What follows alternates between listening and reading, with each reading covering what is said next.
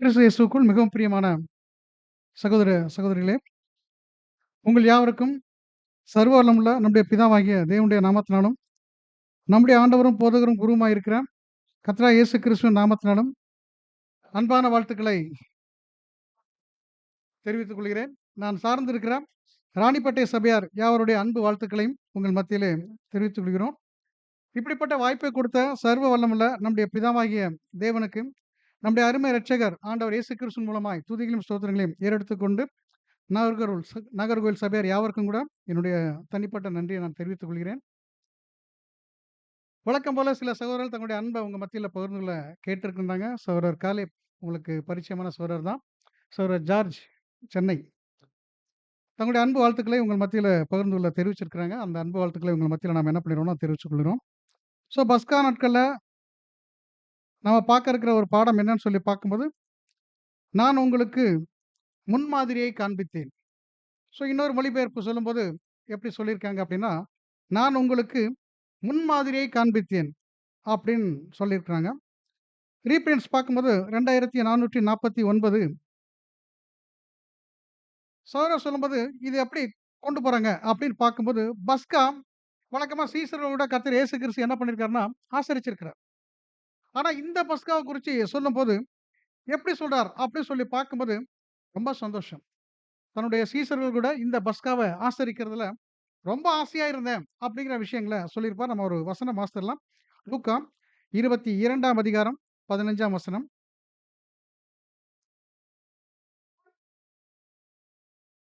அப்பொழுது அவர் அவர்களை நோக்கி, நான் ஆட்கொள்கிறதற்கு முன்னே உங்களுடனே கூட இந்த பஸ்காவை புசிக்க மிகவும் ஆசையாயிருந்தேன். பாருங்க கர்த்தர் இயேசு கிறிஸ்து பஸ்காவ ஆசரிக்கும்போது, இந்த பஸ்காவ மட்டும் தன்னுடைய சீஷர்களோடு எப்படி பகிர்ந்து கொண்டார் அப்படின்னு சொல்லி பார்க்கும்போது, நான் பாடுபடுகிறதுக்கு முன்னே உங்களுடனே கூட இந்த பஸ்காவை புசிக்கிறதுக்கு எப்படி இருந்தேன் அப்படின்னா, ரொம்ப ஆசையா இருந்தேன். பாருங்க என்ன மாரியான எண்ணங்கள் அவருக்குள்ள ஓடிட்டு இருந்துச்சு அப்படின்னு சொல்லி பார்க்கும்போது நமக்கு தெரியல. ஒருவேள தன்னுடைய பரம தகப்பனை பார்க்க போற ஒரு சந்தோஷம் இருந்திருக்கலாம். ஆனா என்ன சொல்றார் அப்படின்னு சொல்லி பார்க்கும்போது, இந்த பஸ்கா அவருக்கு ரொம்ப சந்தோஷத்த குடுக்கக்கூடியதா இருந்துச்சு. தொடர்ந்து பார்க்கும்போது, இந்த பஸ்கால இன்னொரு விஷயத்த கூட அவங்க மத்தியில அவர் என்ன பண்ண செய்திருந்தார்ன்னு சொல்லி பார்க்கும்போது, வித்தியாசமான ஒரு விஷயத்த காண்பிக்கிறதுக்கு இருந்தார். அதனால தான் என்ன சொல்லிட்டார் அப்படின்னு சொல்லி பார்க்கும்போது, இந்த பஸ்கா ரொம்ப விசேஷமான ஒரு பஸ்கா. ஏன்னு கேட்டா, இதுவரைக்கும் நீங்க ஆசரிச்சுக்கிட்டு இருந்த அந்த நிழல், அது ஒரு முடிவுக்குள்ள வரப்போது. அதற்கு பதிலா ஒரு நிஜம் என்ன செய்ய போறார் அப்படின்னா, அறிமுகப்படுத்த போறார். அப்ப அந்த விஷயங்கள குறிச்சு கூட எப்படி இருக்கிறார்ன்னா, இன்ட்ரெஸ்ட்டா இருக்கிறார். ஸோ நம்ம ஒரு வசனம் வாசிச்சிடலாம். யோவான் 13ஆம் அதிகாரம் 15ஆம் வசனம். நான் உங்களுக்கு செய்தது போல நீங்களும் செய்யும்படி உங்களுக்கு மாதிரியை காண்பித்தேன். இந்த சம்பவத்த மையமா வச்சு தான் நம்ம என்ன பண்ண போறோம்னா, இந்த பாடத்த பார்க்க இருக்கிறோம். அப்ப நான் உங்களுக்கு செய்தது போல நீங்களும் செய்யும்படி உங்களுக்கு என்ன பண்ணியிருக்கேன்னா, ஒரு முன்மாதிரியை காண்பித்திருக்கிறேன். அப்ப இந்த முன்மாதிரியில என்ன மாரியான பாடங்கள் நமக்கு கத்துக் குடுக்கிறார்? அந்த அடிப்படையில நாம என்ன பண்றோம்னா, இத பார்க்க போறோம். ஸோ நமக்கு நல்லா தெரியும். நீங்க பிக்சர் பார்த்தாலே கண்டுபிடிச்சிடலாம். என்ன மாரின்னு சொல்லி பார்க்கும்போது, அவங்களுடைய பாதங்களை கழுவக்கூடிய ஒரு விஷயங்கள். அது மாத்திரம் இல்ல, இதுல முக்கியமான ஒரு நபர மையமா வச்சு தான் இந்த பாடத்த என்ன பண்றாருன்னா, சகோதரர் குடுத்திருக்கிறாங்க. அப்ப இந்த பஸ்கா குறிச்சு சொல்லும்போது எப்படி சொல்லிறார்? அப்படின்னு சொல்லி பார்க்கும்போது, நம்ம அடுத்து உள்ள பார்ட்ல நீங்க பார்த்தீங்கன்னா, ரொம்ப பியூட்டிஃபுல்லான சில விஷயங்கள் குடுத்திருக்கிறார். அவங்க புசிச்ச அந்த பஸ்கா எப்படி இருக்கு? அப்படின்னு சொல்லி பார்க்கும்போது, பஸ்கா ஆட்டுக்குட்டி, அது நம்முடைய அருமை இரட்சகர் கர்த்தர் இயேசு கிறிஸ்துவுக்கு ஒரு அடையாளமா அது என்ன செய்யுதுன்னா, இருக்கிறது. அப்ப இதுவரைக்கும் அவங்க ஆசரிச்சுட்டு இருந்த விஷயங்கள பார்க்கும்போது, பாரம்பரியமா என்ன பண்ணியிருக்காங்கன்னா, பண்ணிட்டே இருக்கிறாங்க. ஆனா இது பார்க்கும்போது கொஞ்சம் வித்தியாசம். என்ன சொல்றார்? அப்படின்னா, அந்த ஆட்டுக்குட்டி நம்முடைய அருமை இரட்சகர் கர்த்தருக்கே அது அடையாளமா இருக்கு. அது மாத்திரம் இல்ல, இந்த சீஷர்கள் இந்த பஸ்கா ஆட்டுக்குட்டிய புசிச்ச விஷயங்கள குறிச்சு பார்க்கும்போது, எவ்வளோ காலத்துக்கு இத புசிக்கிறார்? அப்படின்னா, சுவிசேஷ யுகம் முழுவதும் கூட இந்த பஸ்கா என்ன செய்யுதுன்னா, தொடர்ந்து போகப்போது. அப்ப இந்த சுவிசேஷ யுகம் முழுவதும் கூட இந்த பஸ்கா போகும்போது, முக்கியமான 2 விஷயங்கள என்ன பண்றார்ன்னா, கோட் பண்ணி காமிக்கிறாங்க. என்ன விஷயம்? அப்படின்னு சொல்லி பார்க்கும்போது, இது சுவிசேஷ யுகம் முழுவதும் ஆசரிச்சாலும், இதுல 2 விஷயத்துல ஃபர்ஸ்ட் ஒரு விஷயம் சொல்லும்போது என்ன சொல்றார்? அப்படின்னா, விசுவாசிகள் எப்படி கிறிஸ்துவை தங்களுடைய இருதயங்கள்ல போஷிக்கணும். விசுவாசிகள் கிறிஸ்துவை எப்படி தங்களுடைய இருதயங்களுக்குள்ள என்ன செய்யணும்னா, போஷிக்கணும். 2வது பாயிண்ட் சொல்லும்போது எப்படி சொல்றார்? அப்படின்னு சொல்லி பார்க்கும்போது, பாருங்க கர்த்தர் இயேசு கிறிஸ்துவுடைய மரணத்தின் மூலமா ஒரு விசேஷமான ஆசீர்வாதம் என்ன பண்ணியிருக்காருன்னா குடுத்திருக்கிறார். என்ன ஆசீர்வாதம் குடுத்திருக்கிறார்?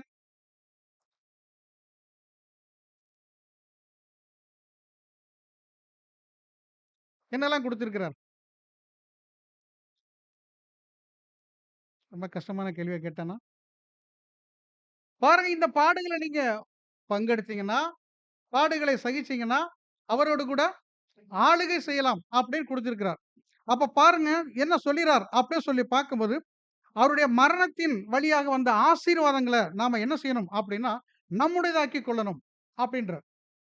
அப்ப இந்த பஸ்கால 2 முக்கியமான விஷயம் சொல்றார். 1 நீங்க கிறிஸ்துவ உங்களுடைய இருதயங்கள என்ன பண்ணுங்க அப்படின்னா, போஷிங்க. 2வது விஷயம் சொல்லும்போது எப்படி சொல்றார் அப்படின்னா, இந்த அழைப்பின் நோக்கம், அவர் கர்த்தர் இயேசு கிறிஸ்து தன்னுடைய ஜீவன குடுத்ததனுடைய நோக்கம் என்னன்னு சொல்லி பார்க்கும்போது, விலையேறப்பட்ட ஆசீர்வாதம், கனம், மகிமை, அழியாமை இதெல்லாம் வச்சிருக்கிறார். இதெல்லாம் நீங்க உங்களுடையதாக்கிக் கொள்ளுங்கள். அப்படிங்கிற விஷயங்கள என்ன பண்றாருன்னா சொல்றார். அப்ப இது எப்படி கிறிஸ்துவ நம்முடைய இருதயங்கள்ல போஷிக்கிறது? அவருடைய மரணத்தின் மூலமா வந்த ஆசீர்வாதங்கள எப்படி நம்முடையதாக்கிக் கொள்றது? இந்த அடிப்படையில இந்த பாடம் என்ன பண்ணியிருக்காருன்னா, அருமையா கொண்டு போயிருக்கிறார். அப்ப பார்க்கும்போது இந்த பஸ்காவ குறிச்சு பார்க்கும்போது, ஒரு பிக்சர் பார்த்துறலாம். நம்முடைய தெய்வீக திட்டத்துல தேவன் குடுத்திருக்க அந்த தெய்வீக திட்டத்துல பார்த்தீங்கன்னா, பாருங்க பஸ்கா ஆசரிக்கும்போது, கிறிஸ்தவ மண்டலங்கள் எல்லாருமே ஆசரிக்கிறாங்க. நெறைய பேர் ஆசரிக்கிறாங்க. வாரம் வாரம் ஆசரிக்கிறாங்க. மாசம் ஒரு தடவ ஆசரிக்கிறாங்க. காலை, மாலை எல்லா நேரத்திலும் என்ன பண்ணிட்டு இருக்காங்கன்னா, ஆசரிச்சுட்டு இருக்காங்க. அதனுடைய உள்ளான அர்த்தங்கள் அவங்களுக்கு தெரியுமான்னு சொல்லி பார்க்கும்போது தெரியாது. நம்ம கூட ஒரு நேரத்துல எப்படிதான் இருந்தோம்னா, அப்படிதான் ஆசரிச்சுட்டு இருந்தோம். ஆனா இப்ப என்ன சொல்கிறார்? அப்படின்னு சொல்லி பார்க்கும்போது, இந்த சுவிசேஷ யுகத்துல ஒரு விசேஷமான வகுப்பார் இந்த பஸ்காவ ஆசரிப்பாங்க. விசேஷமான நோக்கம் இருக்கும். என்ன நோக்கம் இருக்கும்? அப்படின்னா, கிறிஸ்துவை தங்களுடைய இருதயங்கள்ல அவங்க என்ன பண்ணியிருப்பாங்க அப்படின்னா, வளர்த்துக் கொள்வாங்க. கிறிஸ்துவ வெளிப்படத்தக்கதான கிரியைகள் அவங்கட்ட என்ன செய்யும்னா, அருமையா இருக்கும். அது மாத்திரம் இல்ல, அப்படி வெளிப்படுத்தி காட்டுறத, அவருடைய மரணத்தின் மூலமா இருக்கிற அத்தனை ஆசீர்வாதங்களையும் இவங்க என்ன பண்ணுவாங்கன்னா, சுதந்தரிச்சுக்கிடுவாங்க. அப்ப எப்ப வரைக்கும் அப்படி சொல்லி பார்க்கும்போது, சுவிசேஷ யுகம். இந்த சுவிசேஷ யுகத்துல உலகம் முழுசும் ஆசரிச்சாலும், விசேஷமான நோக்கத்தோடு கூட ஆசரிக்கக்கூடியவங்க யாருன்னு சொல்லி பார்க்கும்போது, நீங்களும் நானும் தான். பார்த்தீங்களா? இந்த மரணத்தின் மூலமா வச்சிருக்கிற உன்னதமான ஆசீர்வாதங்கள், தெய்வீக திட்டங்கள் அவங்களுக்கு தெரியுதான்னா தெரியறதில்ல. அப்ப அவங்க ஆசரிக்கிறது ஒரு கடமை. ஆனா நாம ஆசரிக்கிறது என்னன்னு சொல்லி பார்க்கும்போது, ஒரு விசேஷ அழைப்பின் நோக்கத்த நிறைவேற்றுறதுக்காகவே என்ன பண்றோம்னா, இந்த பஸ்காவ ஆசரிக்கிறோம். என்ன மாரி சொல்லிறார்? அப்படியே சொல்லி பார்க்கும்போது ரீபிரிண்ட்ஸ் 37:49ல இது உலகத்துக்கான பஸ்கா கிடையாது. அப்ப யாருக்கான பஸ்கா? அப்படின்னா, பாருங்க திருச்சபையின் பஸ்கா அப்படின்னு குடுக்குறார். உலகம் முழுசும் ஆசரிச்சா கூட, இந்த பஸ்கா உலகத்துக்கான பஸ்கா கிடையாது. யாருக்கான பஸ்கா? அப்படின்னா திருச்சபையின் பஸ்கா. ஏன்னா, திருச்சபை ஒரு விசேஷமான நோக்கத்தோடு கூட என்ன பண்ணியிருக்குன்னா, வந்திருக்கு. என்ன மாரி நோக்கம்? அப்படின்னு சொல்லி பார்க்கும்போது 1 கொரிந்தியர் 5ஆம் அதிகாரம் 7 மற்றும் 8ஆம் வசனங்கள வாசிக்க கேட்கலாம். ஆகையால் நீங்கள் புளிப்பில்லாதவர்களாய் இருக்கிறபடியே புதிதாய் பிசைந்த மாவாய் இருக்கும்படிக்கு பழைய புளித்த மாவை புறம்பே கழித்து போடுங்கள். ஏனெனில் நம்முடைய பஸ்காவாகிய கிறிஸ்து நமக்காக பலியிடப்பட்டிருக்கிறாரே. ஆதலால் பழைய புளித்த மாவோடு அல்ல, துர்க்குணம் பொல்லாப்பு என்னும் புளித்த மாவோடும் அல்ல, துப்புரவு உண்மை என்னும் புளிப்பில்லாத அப்பத்தோடே பண்டிகையை ஆசரிக்க கடவோம். எப்படி சொல்லிறார்? அப்படின்னு சொல்லி பார்க்கும்போது, நீங்க புளிப்பில்லாதவர்களா இருக்கிறபடியே, புதிதாய் பிசைஞ்ச மாவா இருக்கும்படிக்கு, பழைய புளித்த மாவை நீங்க என்ன பண்ணுங்க அப்படின்னா, புறம்பே கழித்து போடுங்கள். சோதரர் குடுக்கும்போது எப்படி குடுக்குறார் அப்படின்னா, பழைய புளித்த மாவா இருக்கக்கூடிய துர்க்குணம், அத தூக்கி எறிஞ்சிருங்க அப்படின்னு இருக்கிறார். அப்ப தூக்கி எறிஞ்சிருங்க அப்படின்னா, தூக்கி எறிஞ்சிருக்கோமா, சுமந்துட்டே அலையுதோமா? எக்ஸாம்பிளுக்கு சொல்லணும் அப்படின்னா, கோபம். தூக்கி எறிஞ்சிட்டோமா? வருது பாருங்க ஆத்திரம் சரளார நினைக்கும்போது. வருதா? ஆனா என்ன சொல்லிறார்? அப்படி சொல்லி பார்க்கும்போது, "தூக்கி எறிஞ்சிருங்க" அப்படின்னு சொன்னா, நாம என்ன பண்றோம்னா, தூக்கி சுமந்துகிட்டே என்ன பண்றோம்னா, அலையிறோம். அப்ப பாருங்க என்ன மாரி குடுத்துறார் அப்படின்னு சொல்லி பார்க்கும்போது, நீங்க புளிப்பில்லாதவங்களா ஆயிட்டீங்க. ஆனா என்ன செய்யணும் அப்படின்னா, பழைய புளித்த மாவுங்கிறது அ அருமையான குணலட்சணங்கள என்ன பண்ணியிருக்கிறார் அப்படின்னா, அதுக்கு எதிரா இருக்கக்கூடிய விஷயங்கள். அந்த துர்க்குணம் மற்றும் பொல்லாப்பு, இது இந்த புளித்த மாவ நீங்க என்ன பண்ணுங்கன்னா, தூக்கி எறிஞ்சிருங்க அப்படின்றார். பாருங்க நம்ம கான்சென்ட்ரேட் பண்ணி எத்தன வருஷம் ஆயிருக்கும் அப்படின்னா, ஒரு சிலருக்கு வந்து 1 வருஷம் இருக்கலாம், 5 வருஷம் இருக்கலாம், 10 வருஷம் இருக்கலாம். இந்த புளித்த மாவ தூக்கி போட்டோமா? அப்படின்னு பார்த்தா, அப்பப்போ புளித்த மாவு வெளிப்படத்தான் செய்யும். அப்ப என்ன சொல்றாரு அப்படின்னா, ஸ்டார்ட்டிங்ல நமக்கு அருமையான பாயிண்ட் குடுக்கும்போது, நீங்க என்ன பண்ணுங்கன்னா, பஸ்கால கிறிஸ்துவ உங்களுடைய இருதயத்தில போஷிங்க. ஏன்னா, இந்த துப்புரவ என்ன பண்ணணும் அப்படின்னு சொல்லி பார்க்கும்போது, உண்மை இந்த 2யும் தான் நம்ம என்ன பண்ண வேண்டியிருக்குன்னா, காண்பிக்க வேண்டியிருக்கு. அப்ப இந்த புளித்த மாவ நம்ம என்ன பண்ணணும் அப்படின்னா, தூக்கி எறிஞ்சிருக்கணும். ஆனா, நெறைய டைம்ல நம்ம என்ன பண்றோம்னா, அத சுமந்துட்டே தான் அலைவோம். யாராவது ஒருத்தர குறிச்சு ஒரு விஷயம் சொல்லிட்டோம் அப்படின்னா, உங்களுக்கு மட்டும் இல்லங்க, எங்களுக்கும் அப்படித்தான். இப்ப இல்லங்க, எப்பவுமே அப்படித்தான். இப்படி நெறைய புளிப்ப நமக்குள்ள என்ன பண்ணியிருப்போம் அப்படின்னா, நமக்குள்ள சுமந்துகிட்டே அலைவோம். இதான் சொல்றார். இது வந்து திருச்சபையோட பஸ்கா. இந்த திருச்சபையோட பஸ்கா ஒரு விசேஷமான பஸ்கா. சுவிசேஷ யுகத்துல உலகம் முழுசும் ஆசரிச்சாலும், நீங்களும் நானும் ஆசரிக்கிற இந்த பஸ்கா எப்படி இருக்குன்னா, ஒரு விசேஷமான நோக்கம். அந்த நோக்கத்துக்காக தான் நம்ம என்ன பண்றோம்னா, இந்த ஒரு பஸ்காவ ஆசரிக்கிறோம். அப்ப இந்த நினைவு கூறுதல் பலியில நாம கர்த்தர் இயேசு கிறிஸ்துவினுடைய மரணத்த மாத்திரம் நினைவு கூர்றதில்ல. அதுல நம்முடைய மரணமும் சேர்ந்திருக்கு. இருக்கா? இப்ப நம்முடைய மரணத்த குறிச்சு பார்க்கும்போது பாருங்க, கர்த்தர் இயேசு கிறிஸ்துவினுடைய அந்த மரணத்த நினைவு கூரும்போது, நாம என்ன நினைவு கூர்றோம் அப்டின்னா, நம்முடைய மரணம், அதாவது பழைய மாம்சம் எந்த அளவுக்கு சாகடிச்சிருக்கும். இத கூட நாம என்ன பண்றோம்னா நெனச்சு பார்க்கோம். அப்ப நாம் நினைவு கூற வேண்டியது என்னன்னு சொல்லி பார்க்கும்போது, நம்முடைய பலி. இத்தன வருஷத்துல பழைய மாம்சத்த எந்த அளவுக்கு சாகடிச்சிருக்கும்? இல்ல பாரம்பரியமா அப்டியே வந்து எடுத்துட்டு போற மாரி இது இருக்கா? அப்டிங்கிறத கூட நம்ம என்ன பண்ண வேண்டியதுன்னா, செக் பண்ணி பார்க்க வேண்டியது. கரெக்ட்டுங்களா? அப்ப இந்த சுவிசேஷ யுகத்துல கிட்டத்தட்ட நம்ம 2026க்குள்ள வந்துட்டோம். சபை வாய்ப்பு இன்னும் முடியாததுக்கு காரணம் என்ன? அப்படின்னு பார்த்தோம்னா, இந்த நினைவு கூர்தல்ல ஒரு விஷயத்த இவங்க என்ன பண்ணியிருப்பாங்கன்னா, மறந்திருப்பாங்க. மறந்திருப்பாங்கங்கிறத விட, செய்ய செய்ய வாய்ப்பு கிடைச்சு விட்டுருப்பாங்க. எப்படி? அப்படின்னு சொல்லி பார்க்கும்போது பாருங்க, நாம நினைவு கூர வேண்டியது என்னன்னா, நம்முடைய பலி. அப்ப நம்முடைய பலி செலுத்துறதுக்கு அருமையான சந்தர்ப்பங்கள் எத்தனையோ தேவன் உருவாக்கி குடுத்திருப்பார். ஆனா என்ன பண்ணியிருப்போம்னா, பழைய மாம்சம் வெளிப்பட்டு யார தான் வெளிப்பட்டுருக்கணும்? இருதயத்துக்குள்ள யார தான் போஷிச்சுட்டு இருக்கோம்? அப்டின்னா கர்த்தர் இயேசு கிறிஸ்துவ தான் போஷிச்சுட்டு இருக்கோம். அவர தான் வெளிப்படணும். ஆனா நெறைய டைம் என்ன பண்ணிருவோம்? அப்டின்னா, பழைய மனுஷன அப்டியே கொண்டு வந்து நிப்பாட்டிருவோம். எலக்ஷன் மிகப்பெரிய விஷயம். என்ன சொல்லிறார்? அப்டின்னு சொல்லி பார்க்கும்போது, பாருங்க கிறிஸ்துவின் சரீரத்த உருவாக்கக்கூடிய மிகப்பெரிய வேல. அந்த மிகப்பெரிய வேலையில இவர் வந்தா கரெக்ட்டா இருக்கும் அப்டின்னு நெனச்சு என்ன பண்ணணும்? அப்டின்னா, அந்த விஷயத்த செய்யணும். ஆனா என்ன பண்ணியிருப்போம்? அப்டின்னு சொல்லி பார்க்கும்போது, பொதுவா சொல்றேன். இந்த விஷயத்துல பழி வாங்குறதுக்கு ஒரு அருமையான சந்தர்ப்பமா என்ன பண்ணிருவோம்னா, பயன்படுத்திருவோம். பார்த்தீங்களா? என்ன செய்யணும்? கிறிஸ்துவின் சரீரமா ஒருத்தர் நல்லா போயிட்டு இருக்கிறாருன்னா, நம்மளையும் கிறிஸ்துவின் சரீரமா உருவாக்குறதுக்கு அவர் கடுமையான முயற்சிகள் எடுப்பாருங்கிற அடிப்படையில ஒருத்தர தேர்ந்தெடுக்கணும். இங்க பாருங்க பழைய புளித்தமா வந்து நிக்கும். அப்ப பாருங்க என்ன சொல்லிறார் அப்டின்னா, இந்த நினைவு கூறுதல்ல உங்களுடைய மரணத்தோட விஷயங்கள் எப்படி போயிட்டு இருக்கு? செக் பண்ணி பாருங்க. அப்படிங்கிற விஷயங்கள சொல்றார். இப்ப நம்ம இந்த ரீபிரின்ஸ்ல ஃபர்ஸ்ட்ல உள்ள விஷயத்த பார்த்தோம் அப்டின்னா, அவங்க புசிச்ச பஸ்கா ஆட்டுக்குட்டி நமது கர்த்தர் இயேசு கிறிஸ்துக்கு ஒரு அடையாளமா அது என்ன பண்ணுச்சுன்னா, இருந்துச்சு. அது எப்படி அடையாளமா இருக்கும்? அப்டின்னா, அதுக்கு பிரதர் அருமையான ஒரு விளக்கம் குடுக்குறார். என்ன விளக்கம் குடுக்குறார் அப்டின்னா, யாத்திராகமம் புத்தகம் 12ஆம் அதிகாரம் 5ஆம் வசனம் வாசிக்க கேட்கலாம். யாத்திராகமம் 12:5.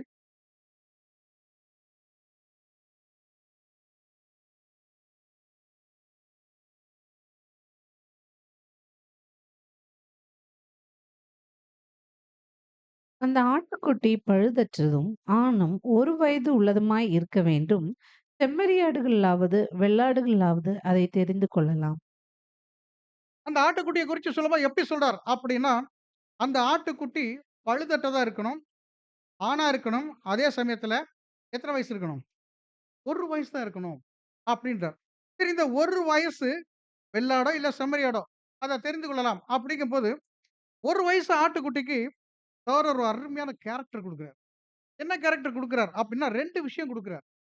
ஒண்ணு என்னன்னு சொல்லி பார்க்கும்போது, செர்மன்ஸ் புக்ல 558ஆம் பக்கத்துல இத குறிச்சு அருமையா பேசியிருக்கிறார். ஏன் அந்த 1 வயசு ஆட்டுக்குட்டி? அந்த 1 வயசு ஆட்டுக்குட்டியில 2 விஷயம் இருக்கு. ஒண்ணு என்னன்னு சொல்லி பார்க்கும்போது, தனது பாதுகாப்பு குறிச்சு அதுக்கு எந்த விவரமும் தெரியாது. ஒருத்தர் கத்திய வச்சுட்டு ஒரு இலைய வச்சு கூப்பிட்டா அது என்ன செய்யும்? இருக்கும். அப்ப தன்னுடைய பாதுகாப்பு குறிச்சு அதுக்கு எதுவுமே தெரியாது. 2வது விஷயம் சொல்லும்போது என்ன சொல்றார் அப்படின்னா, எதிர்ப்பிற்கு முற்றிலும் அது தயாரான நிலைமையில இருக்காது. எதிர்ப்புக்கு முற்றிலும் தயாரான நிலைமையில அது இருக்காது. பாருங்க இதான் அந்த ஒரு வயசு ஆட்டுக்குட்டியோட சுபாவம். அப்படி நம்ம தேவ ஆட்டுக்குட்டி கர்த்தர் இயேசு கிறிஸ்துக்கு நீங்க பொருத்தி பார்த்தீங்க அப்படின்னா, பரமபிதாவோட தெய்வீக திட்டத்துல கர்த்தர் இயேசு கிறிஸ்துவ குறிச்சு ஒரு டிசைன் வச்சிருந்தார். அது கடைசி நேரத்துல என்ன பண்ணியிருப்பார்ன்னா, நெறைய விஷயங்கள் அவருக்கு காமிச்சிருப்பார். இந்த மரணத்துல நீங்க எப்படி மரிக்க போறீங்க? அப்படிங்கிற விஷயங்கள காமிச்சிருப்பார். அதனால தான் அவர் கெத்செமனேல என்ன பண்ணியிருப்பார்ன்னா, கண்ணீர் விட்டு அழுதிருப்பார். பார்த்தீங்களா? ஆனா கூட என்ன பண்ணிறாரு அப்படின்னா, அப்ப நீங்க அப்படிதான் வச்சிருக்கீங்களா? அப்படின்னா, அந்த பாதையில நான் போறேன். பாருங்க எப்படி அந்த ஒரு வயசு ஆட்டுக்குட்டி தன்னுடைய பாதுகாப்பு குறிச்சு எதுவுமே கவலைப்படுறதில்ல. தெரியாது. இன்னும் சொல்லும்போது, எதிர்ப்புக்கு எந்த வகையிலும் அது என்ன பண்றாருன்னா, தகுதியா இருக்காது. அதே மாரி கர்த்தர் இயேசு கிறிஸ்து குறிச்சு சொல்லும்போது என்ன சொல்றார் அப்படின்னு பார்க்கும்போது, பரமபிதாவின் திட்டத்தில் நமது ஆண்டவர் இயேசு கிறிஸ்து எந்த எதிர்ப்பையும் என்ன பண்ணலன்னா, காண்பிக்கவே இல்ல. முகத்துல துப்பணும். அப்படி துப்பும்போது என்ன பண்ணார்? அப்படின்னா, அமைதிய ஏற்றுக்கொண்டார். ஒரு வேலைக்காரன் கன்னத்துல ஓங்கி அடிச்சுட்டான். என்ன பண்ணிட்டார் அப்படின்னா, அப்பா அனுமதி இல்லாம அடிக்க முடியாது. அப்பா அனுமதிச்சிருக்கிறார். இப்படி என்ன பண்ணிட்டார் அப்படின்னா, ஏற்றுக்கொண்டார்.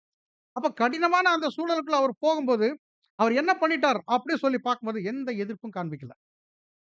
பார்த்தீங்களா? ஒரு வயசு ஆட்டுக்குட்டிட்ட என்ன கேரக்டர் இருக்கோ, அப்படி கர்த்தர் இயேசு கிறிஸ்துவுக்கு கூட என்ன பண்ணியிருக்குன்னு சொல்லி பார்க்கும்போது, இந்த சுபாவம் இருந்துச்சு. அவருடைய சரீரத்தின் அங்கமா நாம என்ன பண்றோம்னா, இருக்கிறோம். நம்ம மேல துப்ப வேண்டாம். நமக்கு முன்னாடி துப்புனா எப்படி இருக்கு? வாழ்க்கையில எச்சே வராத அளவுக்கு என்ன பண்ணலாம்ன்னு யோசிப்போம். ஆனா பாருங்க, அவர் மேல துப்புனா கூட அவர் என்ன பண்ணல அப்படின்னு சொல்லி பார்க்கும்போது, இது எங்க அப்பா அனுமதிச்சிருக்கிறார். அப்படின்னு சொல்லி எடுத்துக்கிட்டார். அப்ப பாருங்க இந்த மரணத்துல அவருடைய பலிய நம்ம பார்க்கிறோம். நம்ம பலிய பார்க்கிறோம். அந்த பலிய பார்க்கும்போது நம்ம எப்படி இருக்கிறோம் அப்படின்னு சொல்லி பார்க்கும்போது, எதிர்ப்பு தெரிவிக்கிறோம் நெறைய விஷயங்கள்ல. ஆனா அவர்ட்ட ஒரு சுபாவம் காணப்பட்டுச்சு. பரமபிதாவுடைய திட்டத்துல எந்த எதிர்ப்பும் அவர் என்ன பண்ணலன்னா, தன்னை குறிச்ச விஷயங்கள்ல எந்த எதிர்ப்பும் காட்டல.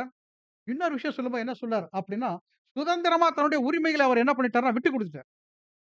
சுதந்திரமா என்ன பண்ணிட்டார்ன்னா, தன்னுடைய உரிமைகள் விட்டுக் குடுத்தார். உரிமைக்காக போராடக்கூடிய நம்ம சுபாவம் எப்படி இருக்கு பாருங்க. உரிமை இருந்தும் கூட, அத என்ன பண்ணிட்டார் அப்படின்னு சொல்லி பார்க்கும்போது, விட்டுக் குடுத்துட்டார். அப்ப இதுல நம்ம என்ன புரிஞ்சுக்கிறோம் அப்படின்னு சொல்லி பார்க்கும்போது, பாருங்க யூதர்கள் ஒரு வயசு ஆட்டுக்குட்டிய தேர்ந்தெடுத்தாங்கன்னா, கர்த்தர் அந்த திட்டத்த குடுத்திருந்தாருன்னா, அதுல கேரக்டர் வச்சிருக்கிறார். அந்த கேரக்டர் கர்த்தர் இயேசு கிறிஸ்துட்ட இருந்துச்சு. அந்த கேரக்டர்ல நாம எப்படி இருக்கிறோம்? அப்ப நாம என்ன பண்றோம்ன்னு சொல்லி பார்க்கும்போது, இந்த நினைவு கூறுதல்ல நம்முடைய பலி எந்த அளவுக்கு இருக்கு? அப்படிங்கிறத கூட நாம என்ன பண்றோம்ன்னு சொல்லி பார்க்கும்போது செக் பண்ணி பார்க்கிறோம். இப்ப அப்படி ரீஃபரன்ஸ் 2449ல சொல்லும்போது என்ன சொல்றாருன்னா, யூதர்கள் வந்து இந்த பஸ்காவ குடும்பம் குடும்பமா ஆசரிச்சுட்டு இருந்தாங்க. ஒருவேள அந்த குடும்பத்தில எண்ணிக்கை கம்மியா இருந்துச்சு அப்படின்னா, பக்கத்துல ஒரு ஃபேமிலியோட ஜாயின் பண்ணிக்குவாங்க. ஆனா சீஷர்கள் குறிச்சு சொல்லும்போது ரொம்ப அருமையான பாயிண்ட் குடுக்கிறார். கர்த்தரால் விசேஷமா தெரிந்து கொள்ளப்பட்ட 12 அப்போஸ்தலர்கள், அவங்க என்ன பண்ணாங்கன்னா, கர்த்தர் இயேசு கிறிஸ்துவ தங்களுடைய தலையா அவங்க ஏற்றுக்கொண்டாங்க. அது மாத்திரம் இல்ல, இந்த தலைக்குள் இருக்கக்கூடிய அத்தனை ஆசீர்வாதங்களையும் அவங்க என்ன பண்ணாங்கன்னா, விசுவாசித்து, தங்களை அதன்படி செய்றதுக்கு என்ன பண்ணாங்கன்னா, ஒப்பு குடுத்திருந்தாங்க. அப்ப இவங்கள குறிச்சு சொல்லும்போது, பியூட்டிஃபுல்லான ஒரு பாயிண்ட் குடுக்கிறார். தேவனுடைய குடும்பத்தில இவங்க ஒரு கரு. அதனால தான் புது சிருஷ்டியில நாம என்ன பண்றோம் அப்படின்னா, ஒரு கருவா உள்ள வாங்குறோம். அத என்ன செய்யணும் அப்படின்னா, கர்த்தர் இயேசு கிறிஸ்து மூலமா நம்ம என்ன பண்ணணும்னா, அத வளர்க்கக்கூடிய விஷயங்கள், சத்தியத்தின் மூலம் வளர்க்கக்கூடிய விஷயங்கள செய்துட்டே இருக்கணும். எவ்வளவுக்கு வளர்த்திருக்கிறோம்? எவ்வளவுக்கு வளர்த்திருப்போம்?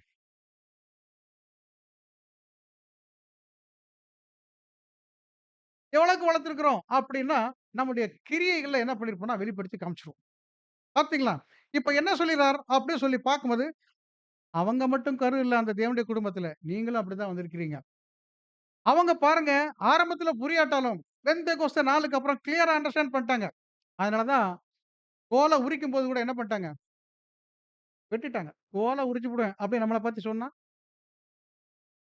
குறி பார்ப்போம். பார்த்தீங்களா? தோல விரிச்சத கூட ஒரு சீசன் என்ன பண்ணிட்டான் அப்படின்னு சொல்லி பார்க்கும்போது, விட்டு குடுத்துட்டார். இமேஜின் பண்ணி பார்க்க முடியல. அவ்வளவு கொடூரமான ஒரு விஷயத்த என்ன பண்ணிருக்காங்கன்னா, அப்போஸ்தலர் வாங்கி மறைச்சிருக்காங்க. அப்ப பாருங்க தலையா அவர் ஏற்றுக்கொண்டா, அந்த தலைக்கு கீழ பிதா தலைக்கு என்ன மாரி ஒரு திட்டம் வச்சிருந்தாரோ, அதே மாரி அந்த அங்கங்களுக்கும் வச்சிருக்க திட்டத்த நல்லா புரிஞ்சுக்கிட்டாங்க. அதனால தான் தங்களுடைய மரணத்த அவங்க என்ன பண்ணாங்கன்னா, கொஞ்சம் கூட பெருசா எடுத்துக்கல. ரொம்ப பியூட்டிஃபுல்லா தங்கள என்ன பண்ணியிருக்காங்கன்னு சொல்லி பார்க்கும்போது, பஸ்காவ புரிஞ்சு கொண்டு அவங்க என்ன பண்ணாங்கன்னா, ஆசரிச்சுட்டாங்க. இப்ப நமக்கு கூட என்ன சொல்றார் அப்படின்னு சொல்லி பார்க்கும்போது, இந்த ஒரே நம்பிக்கைக்கு தான் நீங்களும் அழைக்கப்பட்டிருக்கீங்க. உங்களுடைய நோக்கம் ஒரே நோக்கம் தான். எப்படி நம்முடைய தலை இருந்தாரோ, அப்போஸ்தலர்கள் எப்படி இருந்தாங்களோ, அதே மாரி நாமளும் என்ன பண்ண வேண்டியிருக்கு அப்படின்னா, இந்த ஒரு பலியை செய்ய வேண்டியிருக்கு. நம்ம வசனம் வாசிக்கலாம். எபேசியர் 4:4. உங்களுக்கு உண்டான அழைப்பினாலே நீங்கள் ஒரே நம்பிக்கைக்கு அழைக்கப்பட்டது போல ஒரே சரீரமும் ஒரே ஆவியும் உண்டு. நமக்கு என்ன சொல்லிறார் அப்படின்னா, உங்களுடைய அழைப்பும் அதே மாரி தான். அதுல என்ன மாரி குறிக்கோள்கள் இல்ல அப்படின்னா, உலக பிரகாரமான குறிக்கோள்கள் ஒரு நேரத்துல இருந்திருக்கலாம். இப்ப அந்த குறிக்கோள்கள் இல்ல. இப்ப நம்முடைய குறிக்கோள்கள், நம்முடைய தலை எப்படி இந்த ஓட்டத்த பிதாக்கு பிரியமா முடிச்சுட்டாரோ, அப்போஸ்தலர் எப்படி முடிச்சுட்டாங்களோ, அதே மாரி நாம கூட என்ன பண்ண வேண்டியிருக்கு அப்படின்னா, நம்முடைய பரமபிதாவுக்கு பிரியமா நம்ம என்ன பண்ணிருக்குன்னா, இந்த ஒரு ஓட்டத்த முடிக்க வேண்டியது அவசியமா இருக்கு. அப்ப ஒரே நம்பிக்கை, அதுதான் நம்முடைய அழைப்பா என்ன செய்யுதுன்னா இருக்கு. இப்ப நம்ம பாடத்துக்குள்ள நாம் இதுவரைக்குமே என்ன பண்ணியிருக்கோம்னா, ஒரு அறிமுக உரையா தான் நம்ம என்ன பண்ணியிருக்கோம்னா பார்த்திருக்கிறோம். இப்ப இந்த பாடத்துல அப்போஸ்தலனாய் அழைக்கப்பட்டிருந்த யூதாஸோட சில விஷயங்கள மையமா வச்சு சகோதரர் என்ன பண்ணியிருக்காரு, அந்த ரீபிரின்ஸ எழுதியிருக்கிறார். அப்ப எழுதும்போது, சில விஷயங்கள மட்டும் நாம என்ன பண்ணோம்னா, உங்க முன்னாடி வைக்கிறோம். ஒரு 4 பாயிண்ட் குடுக்குறார். என்ன மாரி பாயிண்ட் அப்படின்னு சொல்லி பார்க்கும்போது, கர்த்தர் இயேசு கிறிஸ்துவுடைய முன்மாதிரியை பின்பற்றும்படி தான் நம்மள அழைச்சிருக்கிறார். அந்த முன்மாதிரிலாம் எப்படி குடுக்குறார் அப்படின்னா, ஃபர்ஸ்ட்ல அவர் நியாயம் தீர்க்கிறது இல்ல. நெறைய சம்பவங்கள் நமக்கு நல்லா தெரியும். யாரையும் அவர் என்ன பண்றதில்ல, நியாயம் தீர்க்கிறது இல்ல. 2வது விஷயம் சொல்றார், அன்பில் அவர் நல்ல முன்மாதிரி என்ன பண்ணியிருக்காருன்னா, காமிச்சுட்டு போயிருக்கிறார். 3வது சொல்லும்போது என்ன சொல்றார் அப்படின்னா, சோதனையில் கர்த்தரின் முன்மாதிரி எப்படி இருந்துச்சு? அதுக்கப்புறம் சொல்றார், குணலட்சணத்துல அவர் எந்த மாரி முன்மாதிரி காண்பிச்சார்? கடைசியா ஒரு மனுஷன பார்க்க போறோம். யூதாஸின் மனநிலைமை. அப்ப இந்த 5 அடிப்படையில நாம என்ன பண்றோம் அப்படின்னு சொல்லி பார்க்கும்போது இந்த பாடத்த பார்க்கலாம். ஃபர்ஸ்ட் நம்ம என்ன பண்ணலாம் அப்படின்னா, கர்த்தர் இயேசு கிறிஸ்துவினுடைய முன்மாதிரியில நியாயம் தீர்க்கல அப்படிங்கிற அடிப்படையில சில விஷயங்கள பார்க்கலாம். இப்ப நியாயம் தீர்க்கலை அப்படின்னா, யூதாஸ குறிச்சு நமக்கு நெறைய விஷயங்கள் தெரியும். என்ன மாரி விஷயங்கள் தெரியும் அப்படின்னா, பாருங்க அப்போஸ்தலனா உள்ள வந்துட்டார். ஆரம்ப கட்ட ஊழியங்கள் ரொம்ப சூப்பரா போயிட்டு இருந்துச்சு. போயிட்டு இருந்துச்சா? 2, 2 பேரா ஊழியத்துக்கு அனுப்பும்போது இந்த யூதாஸும் ஊழியத்துக்கு போறார். ஊழியத்த விட்டு என்ன பண்றார் அப்படின்னா, ரிட்டர்ன் வந்து என்னலாம் பண்ணோம் அப்படிங்கிற விஷயங்கள கர்த்தர் இயேசு கிறிஸ்து ஷேர் பண்றாங்க. யூதாஸும் சொல்றார். அப்ப பாருங்க ஆரம்ப காலகட்டம் எப்படி இருந்துச்சுன்னா, ரொம்ப பியூட்டிஃபுல்லா இருக்கும். அந்த பேருக்கு அருமையான அர்த்தங்கள் கூட என்ன பண்ணியிருப்பாருன்னா வச்சிருப்பாரு. யூதான்னா ஒரு அர்த்தம் வச்சிருப்பாரு. ஸ்காரியோத்துனா ஒரு அர்த்தம் வச்சிருப்பார். யூதான்னா புகழ்ச்சியா இருந்திருப்பார். ஆரம்ப கட்டம் அப்படித்தான் இருந்துச்சு. ஆனா ஸ்காரியோத்துக்கூட மீனிங் பார்த்தீங்கன்னா, வித்தியாசமா இருக்கும். அந்த விஷயங்கள தான் அவர் என்ன பண்றார் அப்படின்னு சொல்லி பார்க்கும்போது பின்னாடி செய்றார். இப்ப கர்த்தர் இயேசு கிறிஸ்து என்ன பண்றார் அப்படின்னா, இவர கொஞ்சம் கொஞ்சமா புரிஞ்சுக்கிறார். எப்படி புரிஞ்சுக்கிறார்? ஆரம்பத்துல இருந்த மாரியான இவருடைய பார்வை இல்ல. ஆரம்பத்துல இருந்த மாரியான இவருடைய செயல்பாடுகள் இல்ல.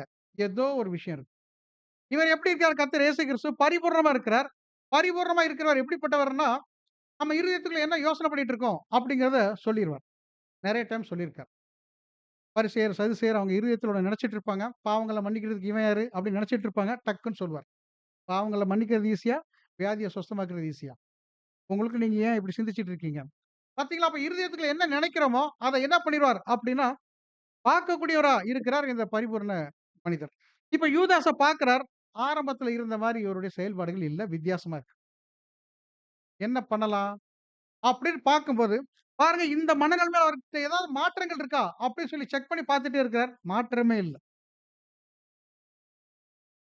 இப்ப பஸ்கா ரொம்ப ஆசைப்பட்டு இந்த பஸ்காவ தம்முடைய சீஷர்களோடு ஆசரிக்கிறதுக்கு என்ன பண்ணியிருக்காருன்னா, எல்லா ஏற்பாடும் பண்ணியிருக்கிறார். யூதாஸும் வந்து அட்டெண்ட் பண்றார். அட்டெண்ட் பண்ணும்போது, நாம என்ன நான் பொதுவா நாமங்கிறதுனால நீங்க தப்பா நெனச்சிராதீங்க. பொதுவா அப்படி சொல்றேன். சரியா? இப்ப நாமன்னு வைங்களேன், குடும்பத்துல ஒருத்தர் சரியா இல்ல. பஸ்கால வந்து அட்டெண்ட் பண்ண வராரு. என்ன நினைப்போம்?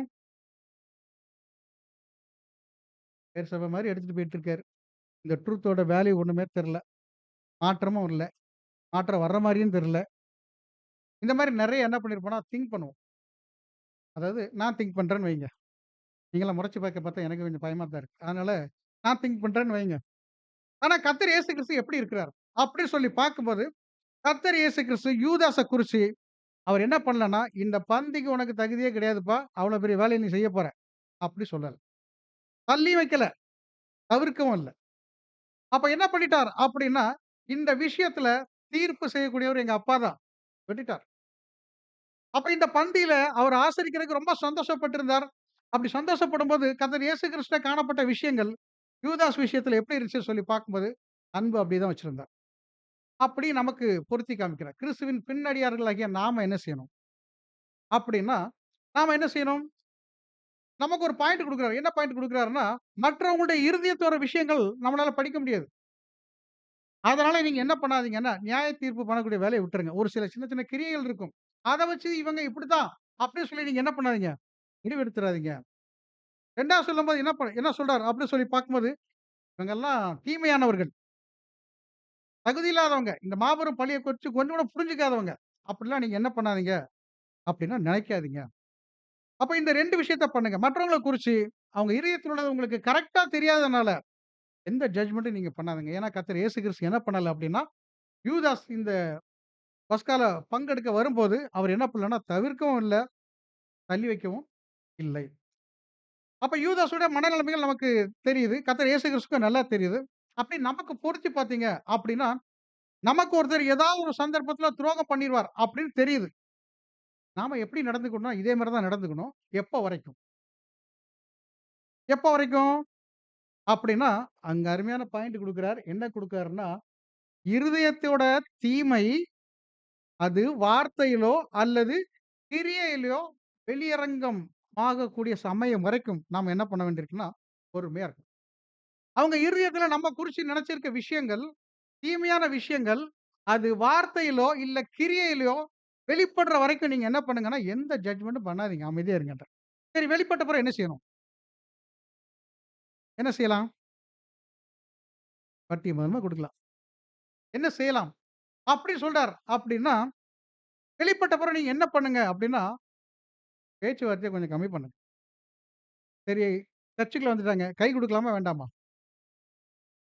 கை குடுங்க. அதுல மாற்று கருத்து வைக்கல. கை குடுங்க.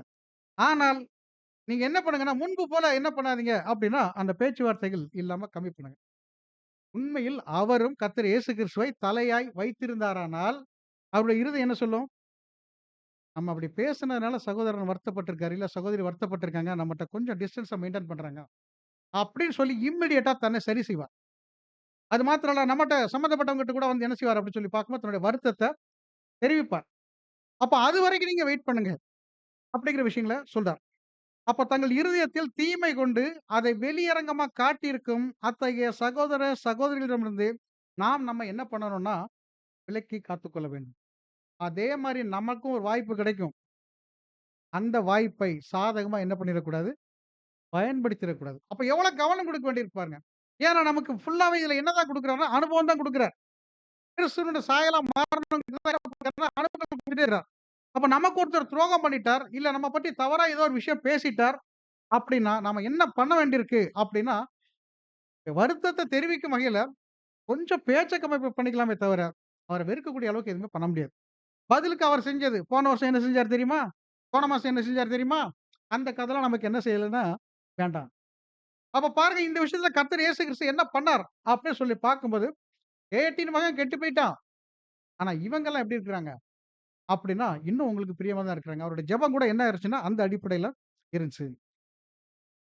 அடுத்து ஒரு விஷயம் சொல்லும்போது என்ன சொல்றார்? அப்படின்னு சொல்லி பார்க்கும்போது, இப்ப இவங்க இந்த மாரி நமக்கு ஒரு துரோகம் பேச்சிலயோ, இல்ல கிரியையிலயோ செஞ்சுட்டாங்க. இவங்கள குறிச்சு நாம என்ன செய்யணும்? அதுக்கு ஒரு 3 பாயிண்ட் குடுக்குறார். என்ன மாரி பாயிண்ட் குடுக்குறார்? அப்படின்னு சொல்லி பார்க்கும்போது, பாருங்க இந்த விஷயத்த பேச்சிலயோ, இல்ல கிரியையிலோ செய்துட்டா சகோதரன், சகோதரி, அவங்க கண்டிப்பா ஒரு நாள் என்ன பண்ணுவாங்கன்னா, ஜெயம் கொள்வார்கள். இத மட்டும் உங்க மனசுல வச்சுக்கிடுங்க. இல்ல பிரதர் அவங்க தேற மாட்டாங்க பிரதர். அப்படிலாம் நம்ம என்ன பண்ண முடியாதுன்னா, நினைக்க முடியாது, சொல்ல முடியாது. ஒருவேள அவங்க கேரக்டர் நமக்கு தெரியும் அப்படியே போயிட்டு இருந்தா கூட, அவரு குடுக்கும்போது என்ன சொல்றாருன்னா, அவங்கள தேவன் அப்படி விடுறதில்ல. பின்னாடி என்ன பண்ணாருன்னா, நல்லா தோச்சு வெளுக்கிறதுக்கான வாய்ப்புகள கொண்டு போய் விட்டுறாரு. அப்ப இதெல்லாம் நமக்கு தெரியுங்கிறதுனால, நீங்க என்ன பண்ணாதீங்க அப்படின்னா, இந்த சகோதர, சகோதரிகள் இந்த மாரி ஒரு தீமையில மாட்டியிருக்கிறாங்க. கண்டிப்பா இவங்க ஜெயம் கொள்வாங்க. தேவன் இவங்கள அப்படி விடுறதில்ல. அந்த அழைப்புக்குள்ள வந்திருக்கிறவங்கள அப்படி விடுறதில்ல. இத நீங்க என்ன பண்ணுங்கன்னா, உங்க மனசுல வச்சுக்கிடுங்க. 2வது பாயிண்ட் என்ன சொல்றார் அப்படின்னா, சம்பந்தப்பட்டவங்களுக்கு எந்த வகையிலும் இடரலா இருக்கக்கூடிய யாதொன்றையும் நீங்க என்ன பண்ணிறாதீங்கன்னா, செஞ்சிராதீங்கன்றார். சம்பந்தப்பட்டவங்களுக்கு எந்த வகையிலும் இடரலா இருக்கக்கூடிய யாதொன்றையும் நீங்க செஞ்சிராதீங்க. 3வது விஷயம் சொல்லும்போது என்ன சொல்றார் அப்படின்னா, பாருங்க நமக்கு மிகப்பெரிய சத்துருக்கள் இருக்காங்க. யாரெல்லாம் இருக்கிறா? சூப்பர். உலகம், மாம்சம், பிசாசு. அப்ப இந்த 3 பேர குறிச்சு பார்க்கும்போது இவங்க எப்படி இருக்கிறாங்க அப்படின்னா, பயங்கரமான ஆட்களா இருக்கிறாங்க. மாம்சம் சொன்னோனே கேட்கான்னா கேட்கவே மாட்டேங்குது. கேட்குதா? சாகடிக்கிறதுக்கு போராட வேண்டியிருக்கு. நம்ம மாம்சம் தான். அப்ப பாருங்க இந்த மாம்சத்துல போராட்டம் இருக்கக்கூடிய இந்த இடத்துல, இன்னொரு விஷயம் இருக்கு. என்னன்னு சொல்லி பார்க்கும்போது, உலகம் கூட அவங்களுக்கு சாதகமா இருக்கிறதில்ல. மிகப்பெரிய சத்துரு சாத்தான் இவங்கள எப்போ விழ வைக்கலாம்? எப்படி விழ வைக்கலாம்? எப்படி கண்ணியில மாட்டி விடலாம்? அப்படிங்கிறதுல அவன் என்ன பண்றான்னா, தீவிரமா இருக்கிறான். கெர்ச்சிக்கிற சிங்கம் மாரி யார விழுங்கலாம் அப்படின்ட்டு அலைஞ்சிட்டு இருக்கான். அப்ப இந்த மாரி பயங்கரமான தாக்குதல்கள் மத்தியில தங்களுடைய பலிய செலுத்த வந்திருக்கிற இவங்க மேல ஒரு பரிதாபம் காட்டுங்க நீங்க. இரக்கம் காட்டுங்க. கர்த்தர் இயேசு கிறிஸ்து அந்த மாரி கண்டனம் பண்ற மாரி இருந்தாருன்னா, இந்த ஓட்டத்துக்குள்ள நாம இருக்க முடியுமான்னா, அப்ப பாருங்க அவர் நம்ம மேல நீடிய பொறுமையா இருக்காரு நம்ம அப்பா. இப்ப நம்ம கூட என்ன சொல்றார் அப்படின்னா, அந்த மாரி நீடிய பொறுமையா இருந்து, அவங்க ஜெயம் கொள்றதுக்கு நீங்க என்னலாம் உதவி செய்ய முடியும்? அத செய்யுங்கன்றார். அப்ப ஃபர்ஸ்ட்ல என்ன சொல்றார்? அப்படி சொல்லி பார்க்கும்போது, கண்டிப்பா அவங்க தீமைய ஜெயிப்பாங்க அப்படின்னு நெனச்சுருங்க. 2வது எந்த வகையில நீங்க இடறல் பண்ணிறாதீங்க. 3வது உலக மாம்சம், பிசாசு பொல்லாத சத்துருக்கள் மத்தியில அவங்க கடுமையா போராடிட்டு இருக்காங்க. நான் என்ன மாரி உதவி செய்யலாம்? உதவி செய்றதுக்கு ஒரு வாய்ப்பு கிடைச்சிருக்குன்னா, அத செய்றதுக்கு நீங்க என்ன பண்ணாதீங்கன்னா, என்ன குறிச்சு தானே பேசுனாங்க. நான் ஏன் செய்யணும்? அப்படி மாரி ஒரு முடிவுக்குள்ள என்ன பண்ணிறாதீங்கன்னா, வந்துராதீங்க. இந்த 3 விஷயத்த நீங்க என்ன பண்ணுங்கன்னா, பண்ணுங்க. அப்ப நியாயம் தீர்க்கலாமான்னு கேட்டா, அந்த அதிகாரம் நமக்கு என்ன பண்ணலன்னா, 2வது பாயிண்ட் சொல்லும்போது, அன்பில் முன்மாதிரி. நம்ம ஒரு வசனம் வாசிக்கலாம். யோவான் 13ஆம் அதிகாரம் 1ஆம் வசனம். யோவான் 13:1. பஸ்கா பண்டிகைக்கு முன்பு இயேசு இந்த உலகத்தை விட்டு பிதாவினிடத்திற்கு போகும்படியான தம்முடைய வேளை வந்ததென்று அறிந்து, தாம் இந்த உலகத்தில் இருக்கிற தம்முடையவர்களிடத்தில் அன்பு வைத்தபடியே முடிவு வரைக்கும் அவர்களிடத்தில் அன்பு வைத்தார். அப்ப கர்த்தர் இயேசு கிறிஸ்து அன்பில் ஒரு மாதிரி காமிச்சார் அப்படின்னா, ஆரம்பத்துல எப்படி அன்பு வச்சிருந்தாரோ, அதே மாரி முடிவு வரைக்கும் அவங்க மேல என்ன பண்ணியிருந்தார்ன்னா, அன்பு வச்சிருந்தார். அப்ப தலை ஒரு அன்ப மாதிரியா காண்பிச்சிருக்கும்போது, நாம கூட என்ன பண்ண வேண்டியிருக்கு அப்படின்னு சொல்லி பார்க்கும்போது, அந்த அன்ப காண்பிக்க வேண்டியது அவசியமா இருக்கு. இது அப்போஸ்தலன் யோவான் குறிச்சு சொல்லும்போது என்ன சொல்கிறார் அப்படின்னா, இந்த ராபோஜன விஷயங்கள குறிச்சும், கர்த்தர் இயேசு கிறிஸ்துவின் செயல்பாடுகள் குறிச்சும், மத்தேயு, மார்க்கு, லூக்கா இவங்க ஒரு வியூ வச்சிருக்கிறாங்க. ஆனா அப்போஸ்தலன் யோவான் அவர் என்ன பண்ணியிருக்கார் அப்படின்னா, இதுல வெளியேறப்பெற்ற அம்சங்கள என்ன பண்ணியிருக்கார் அப்படின்னா, ஒரு படிப்பினையா அவர் பதிவு பண்ணி வச்சிருக்கிறார். எந்த மாரி விஷயங்கள்? அப்படின்னு சொல்லி பார்க்கும்போது, கர்த்தர் இயேசு கிறிஸ்து அவருடைய ஊழியத்தின் கடைசி டைம் அப்படிங்கிறது அவருக்கு நல்லா தெரிஞ்சு போச்சு. தெரிஞ்ச உடனே அவர் என்ன பண்ணார்? அப்படின்னு சொல்லி பார்க்கும்போது, அதிகமான நேரங்கள பெத்தானியால அங்க வந்திருந்த தம்முடைய சீஷர்கள் மற்றும் மற்றவங்களுக்கு என்ன பண்ணாருன்னா, சில ஆழமான பாடங்கள அவங்களுடைய இருதயத்துக்குள்ள என்ன பண்ணாருன்னா, பதிய வைக்கிற வேலைய செய்துட்டு இருந்தார். தன்னுடைய டைம் முடிய போது. அப்ப இவங்க தொடர்ந்து என்ன செய்யணும்னு சொல்லி பார்க்கும்போது, முன்னேறி வரணும் அப்படிங்கிறதுக்காக, சில நல்ல பாடங்களை அவங்க மனசுல ஆழமா பதிய வைக்கக்கூடிய வேலைகள், நெறைய உவமைகள்லாம் அப்பதான் என்ன பண்றாருன்னா, பேசிட்டு இருக்கிறார். அந்த மாரி அந்த டைம் முடியறது தெரிஞ்ச உடனே அவர் என்ன பண்ணாரு அப்படின்னா, இந்த விஷயங்கள தான் பித்தானியில அதிகமா பண்ணிட்டு இருந்தாரு. அப்ப அந்த 12 சீஷர்கள் மேல அவர் காண்பிச்ச அன்புல குறை வச்சிருந்தாருன்னா, குறை எதுவுமே என்ன செய்யலன்னு சொல்லி பார்க்கும்போது வைக்கல. அவங்க மேல அவ்வளோ அன்பு வச்சிருந்தார், தன்னுடைய சீஷர்கள் மேல. சரி சீஷர்கள் மேல தான் அவ்வளோ அன்பு வச்சிருக்கிறாரா? நம்ம மேல அன்பு வச்சிருக்கிறாரா?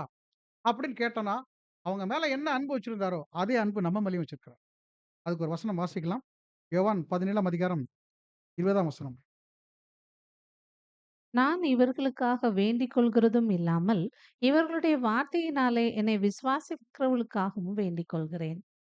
அப்ப என்ன சொல்றார்? அப்படி சொல்லி பார்க்கும்போது, பாருங்க இந்த அப்போஸ்தலர்களுடைய உபதேசங்கள்ல யாரெல்லாம் பின்பற்றி வரணும்னு நெனைக்கிறாங்களோ, கிறிஸ்துவின் சாயல அடையணும்னு நெனைக்கிறாங்களோ, அவங்க எல்லாருக்காகவும் அப்பவே அவர் என்ன பண்ணிட்டார்ன்னு சொல்லி பார்க்கும்போது, ஜெபத்தை ஏறெடுத்துக்கிறார். இன்னைக்கு வரைக்கும் அவர் என்ன பண்ணிட்டு இருக்காருன்னா, பரிஞ்சு பேசுகிறவரா இருந்துட்டு இருக்கிறார். அப்ப பாருங்க நான் இவர்களுக்காக வேண்டிக் கொள்ளுகிறதும் இல்லாமல், இவர்களுடைய வார்த்தையினால் என்னை விசுவாசிக்கிறவர்களுக்காகவும் வேண்டிக் கொள்கிறேன். அப்பவே அவர் என்ன பண்ணிட்டார் அப்படின்னா, நம்ம எல்லாருக்காகவும் ஒரு அருமையான ஜெபத்தை ஏறெடுத்திருக்கிறார். இன்னைக்கு வரைக்கும் என்ன பண்ணிட்டு இருக்காருன்னா, இந்த ஓட்டத்துல நமக்கு இருக்கிற சத்துருக்கள் மத்தியில விழுந்து போன சுபாவத்துல, நம்ம எவ்வளவு பலவீனர்ங்கிறத நல்லா தெரிஞ்சு, இன்னைக்கு வரைக்கும் கூட என்ன பண்ணிட்டு இருக்காருன்னா, நமக்காக வேண்டுதல் செய்துட்டே இருக்கிறார். 3வது பாயிண்ட் பார்க்கும்போது என்ன சொல்கிறார் அப்படின்னா, சோதனையில் கர்த்தரின் முன்மாதிரி. நாம கூட என்ன பண்ண வேண்டியிருக்கு? அன்பு அதிகமா வைக்க வேண்டியிருக்கு. சோதனையில் முன்மாதிரி அப்படின்னு சொல்லி பார்க்கும்போது, ரொம்ப பியூட்டிஃபுல்லான ஒரு பாயிண்ட்ஸ் இதுல குடுக்குறார். யூதாஸ் உடைய விஷயங்கள் இப்படி மாறப்போகுதுன்னு அவருக்கு நல்லா தெரிஞ்சுட்டு, தெரிஞ்ச உடனே அவர் என்ன பண்ணல அப்படின்னா, ஃபார் எக்ஸாம்பிள்க்கு நம்மள எடுத்துக்கிடுவோம். ஒரு சகோதரர் நமக்கு விரோதமா ஒரு விஷயத்த பேசப் போறாருன்னு முன்னக்கூட்டியே நமக்கு ஒரு விஷயம் தெரியுது. சில சமயம் நம்ம கூட என்ன பண்ணுவோம்னா, சைக்கியாட்ரிஸ்ட்லாம் பார்த்தீங்கன்னா, சில விஷயங்கள கண்டுபிடிச்சுருவாங்க. விழுந்து போன சுபாவத்தில நமக்கே இந்த மாரி சில தாளந்துகள், அதாவது மனநிலை மருத்துவர்கள சொல்லிட்டு இருக்கேன். நாம கூட என்ன பண்ணிருவோம் அப்டின்னா, இவங்க பார்வை, பேச்செல்லாம் சரியில்ல. இப்டி ஆயிருவாரோ! அப்டின்னு நம்ம கூட சில சமயம் கெஸ் பண்ணுவோம். பண்ணுவோமா? அப்டி கெஸ் பண்ண மாரியே நடந்துட்டுன்னு வைங்க. என்ன பண்ணுவோம்? என்ன பண்ணுவோம்? அப்டின்னா, புலம்பி தள்ளிருவோம். யார் யார்ட்டலாம் புலம்ப முடியுமோ அவ்வளோ பேர்ட்டயும் புலம்புவோம். கடைசி கட்டமா மூப்பர்ட்டயே வந்துருவோம். இப்டி ஆயிட்டு. பார்த்தீங்களா? மூப்பர்ட்ட போறது சரியான விஷயம் தான். ஏன்னு கேட்டா, மருந்து அவர்ட்ட தான் தேவன் வச்சிருக்கிறார். இந்த ஆவிக்குரிய வியாதிக்கு எப்படி எண்ணெய் பூசி சரி பண்ணணுங்கிற விஷயங்கள அருமையா என்ன பண்ணிருவார்னா கத்துக் குடுத்துருவார். அப்ப பார்க்கும்போது செய்வாங்கன்னு நமக்கு தெரிஞ்சுட்டு செஞ்சுட்டாங்க அப்படின்னா, கர்த்தர் இயேசு கிறிஸ்து இந்த விஷயத்துல யூதாஸ் விஷயத்துல எப்படி நடந்துக்கிட்டார்? எந்த மாரி இருந்தார்? அப்படின்னு சொல்லி பார்க்கும்போது, அவர் என்ன பண்ணல அப்படின்னா, கடுமையான சோதனைகள். பாருங்க அப்பாவுக்கு ரொம்ப பிரியமானவர். அவர் மரணத்துல வாங்க போற சூழல் எப்படின்னா, அப்பாக்கு எதிரானவர். நியாயப்பிரமாணத்துக்கு எதிரானவர். இந்த பேரோட தான் சாகணும். அப்படிங்கும்போது தாங்க முடியல அவருக்கு. அப்ப அவர் என்ன பண்ணல அப்படின்னு சொல்லி பார்க்கும்போது, கடுமையான சோதனைகள் இருந்துச்சு. அந்த சோதனைகள் தன்னை விழுங்கி போடும்படிக்கு அவர் என்ன பண்ணலன்னா, விட்டே குடுக்கல. கெத்செமனேல அழுதார். பிதாட்ட என்ன பண்ணாரு அப்படின்னா, விண்ணப்பம் வச்சிருந்தார். ஆனா என்ன பண்ணல அப்படின்னு சொல்லி பார்க்கும்போது, அந்த சோதனை தன்னை முழுவதும் விழுங்கி போடுறதுக்கு அவர் அனுமதிக்கவும் இல்ல, இடம் கொடுக்கவும் இல்ல. நாமளும் அப்படிதான் இருக்க சொன்னார். ஒருவேளை நமக்கு ஒரு விரோதமா ஒரு வார்த்தை பேசிட்டாங்க, இல்ல செஞ்சுட்டாங்க, கிரியையில காண்பிச்சுட்டாங்க அப்படின்னா, அந்த காரியம் உங்க இருதயக்குள்ள ஆழமா பதியிற அளவுக்கு நீங்க என்ன பண்ணீங்கன்னா, யோசிக்கவே யோசிக்காது. அவர் இப்ப மட்டும் இல்ல பிரதர். முந்தையும் அப்படித்தான். அந்த அவர்ட்ட கூட இப்படித்தான் பண்ணிட்டாரு. இவர்ட்ட கூட அப்படித்தான் பண்ணிட்டாரு. பெரிய ஹிஸ்டரிலாம் கலெக்ட் பண்றதெல்லாம், அது நம்முடைய இருதயத்த அதிகமா பாரமாக்கி போட்டுரும். அப்ப அந்த ஹிஸ்டரி கலெக்ஷன்லாம் தூக்கி தூர வச்சுட்டு, நீங்க என்ன பண்ணணும்னா, நம்முடைய கர்த்தர் முன்மாதிரி எப்படி காண்பிச்சிருக்காரு? இருதயத்துல இந்த பாரம் உள்ள அழுத்துறதுக்கு அவரு குப்பையில இடம் குடுக்கல. நாம கூட என்ன பண்ண வேண்டியதுன்னா, இந்த முன்மாதிரிய கரெக்ட்டா பின்பற்ற வேண்டியது அவசியமா இருக்கு. அதே மாரி பார்க்கும்போது, அவர்களை அன்பு செய்வதிலிருந்து அவரது கவனத்தை திசை திருப்பி போடவும் இல்லை. அப்படின்னா, யூதாஸ் மேல அவருக்கு ஒரு வேற மாரியான சிந்தையோ, இல்ல அவங்களுக்கு ஏதாவது நடக்கணும். அந்த மாரியோ எதுவுமே இல்ல. ஆனா நமக்கு சமயத்துல அந்த எண்ணம் வரத்தான் செய்யும். அப்படி ஏதாவது நடந்துட்டுனா, நம்ம இதயத்துல ஓரமா சந்தோஷம் வரத்தான் செய்யும். வருதா? வரலையா? உங்களுக்கு வரல. எனக்கு வர்ற மாரி இருக்குன்னு நெனைக்கிறேன். அப்ப பாருங்க என்ன சொல்லிறார்? அப்படி சொல்லி பார்க்கும்போது, பாருங்க அவங்க அன்பு செயல்ல இருந்து அவருடைய கவனத்த என்ன பண்ணல, திசை திருப்பல. பாரங்கள் அழுத்தும்படிக்கு அவர் என்ன பண்ணலன்னா, பண்ணல. உலக கவலைகள் நம்ம மேற்கொள்றதுக்கு என்ன செஞ்சிடக்கூடாதுன்னா, இடம் குடுத்துறக்கூடாது. உவமையில கூட அருமையா சொல்லியிருப்பார். முள்ளு வந்து நெருக்கி போடுறதுக்கு நீங்க என்ன பண்ணாதீங்க, உட்றாதீங்க. பலன் குடுக்க முடியாம போயிருவீங்க. அப்ப இந்த மாரி நீங்களும் என்ன பண்ணுங்கன்னா, கர்த்தர் இயேசு கிறிஸ்துவின் இந்த சிறந்த முன்மாதிரிய நீங்க ஃபாலோ பண்ணுங்க. இன்னொரு பியூட்டிஃபுல்லான விஷயம் கர்த்தர் இயேசு கிறிஸ்துல இருந்துச்சு. என்னன்னா, அந்த மாரி துரோகம் பண்ணவங்களையும் ஆசீர்வதிக்கணும் தான். அவர் என்ன பண்ணியிருந்தார்னா வெயிட் பண்ணிட்டு இருந்தார். அவர் மேல துப்புனவங்களா இருக்கட்டும், அவர கொட்டுனவங்களா இருக்கட்டும், கொடூரமான முறையில அவர மரணத்துக்குள்ள கொண்டு போனவங்களா இருக்கட்டும், அத்தன பேரையும் திரும்ப இந்த பூமியில என்ன பண்ண போறார்ன்னா, கொண்டு வரப் போறார். பார்த்தீங்களா? அப்ப அவர் அந்த ஆசீர்வதிக்கக்கூடிய விஷயங்கள்ல மாற்று கருத்து வைக்கவே இல்ல. இப்ப நம்மளும் என்ன சொல்றார் அப்டின்னா, ஆசீர்வதிக்க வேண்டியது அன்றி நீங்க என்ன பண்ணிறாதீங்க, சபிச்சிராதீங்க. அப்டியே சொல்லிர்றோம். வசனம் வாசிக்கலாம். மத்தேயு 5ஆம் அதிகாரம் 44ஆம் வசனம். நான் உங்களுக்கு சொல்லுகிறேன், உங்களுடைய சத்துருக்களை நேசியுங்கள், உங்களை சபிக்கிறவர்களை ஆசீர்வதியுங்கள், உங்களை பகைக்கிறவர்களுக்கு நன்மை செய்யுங்கள், உங்களை நிந்திக்கிறவர்களுக்காகவும், உங்களை துன்புறுத்துகிறவர்களுக்காகவும் ஜெபம் பண்ணுங்கள். பாருங்க அருமையா கத்துக் குடுத்துட்டு போயிட்டார். என்ன மாரி கத்துக் குடுத்திருக்கார்? நான் உங்களுக்கு சொல்லுகிறேன், உங்களுடைய சத்துருக்களை நீங்க என்ன பண்ணுங்க, நேசிச்சிருங்க. அப்டியே சொல்லிட்டார். உங்களை சபிக்கிறவர்களை நீங்க என்ன பண்ணுங்க அப்டின்னா, ஆசீர்வதிங்க. உங்களை பகைக்கிறவர்களுக்கு நன்மை செய்யுங்க. அப்படிங்கிற விஷயங்கள சொல்ட்டார். உங்களை நிந்திக்கிறவங்களுக்காக, உங்கள துன்பப்படுத்துறவங்களுக்காக நீங்க என்ன பண்ணுங்க அப்படின்னா, ஜெபம் பண்ணுங்க. எப்படி ஜெபம் பண்ணலாம்? எப்படி ஜெபம் பண்ணலாம்? அப்படின்னு சொல்லி பார்க்கும்போது, சொல்லிட்டார் ஆசீர்வதிங்கன்ட்டு.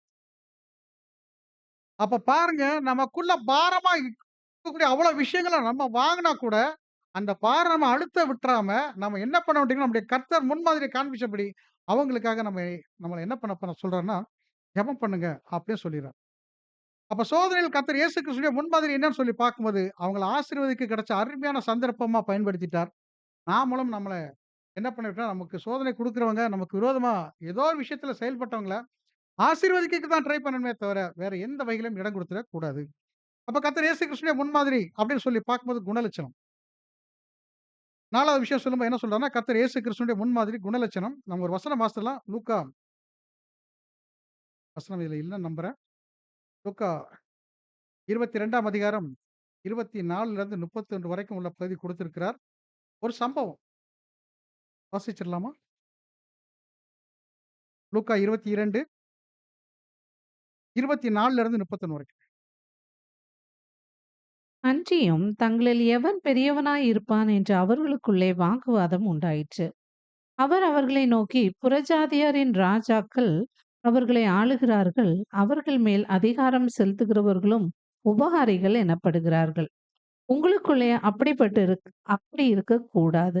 உங்களில் பெரியவன் சிறியவனைப் போலவும், தலைவன் பணிவிடைக்காரனைப் போலவும் இருக்கக் கடவன்.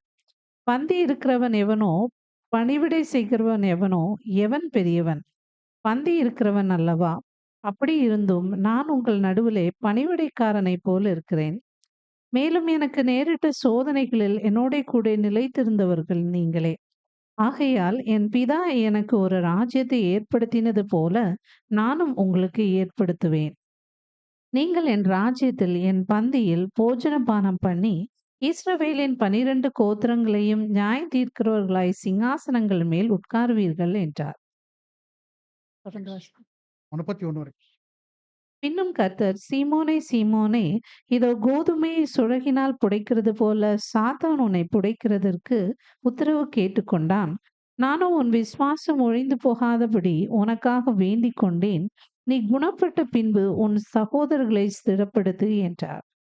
அதற்கு அவன், ஆண்டவரே, காவலிலும் சாவிலும் உம்மை பின்பற்றி வர ஆயத்தமாயிருக்கிறேன் என்றார். அவர் அவனை நோக்கி, பேதுருவே, இன்றைக்கு சேவல் கூவுகிறதற்கு முன்னே நீ என்னை அறிந்திருக்கிறதை 3 தரம் மறுதலிப்பாய் என்று உனக்கு சொல்லுகிறேன் என்றார். Thank you sir. என்ன மாரி சொல்லிறார். அப்படியே சொல்லி பார்க்கும்போது கர்த்தர் இயேசு கிறிஸ்துவினுடைய முன்மாதிரி குணலட்சணம்.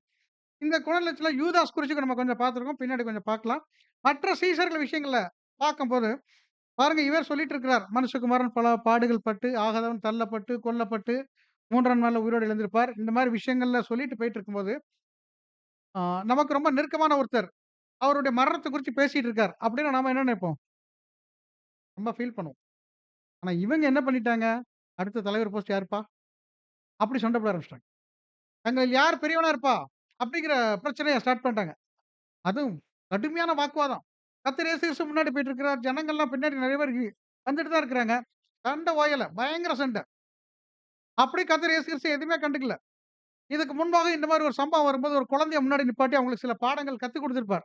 உலகத்தார் எப்படி ஆளுகை பண்றாங்க, உங்கள அப்படி ஆளுகை பண்றதுக்குலாம் கூப்பிடல.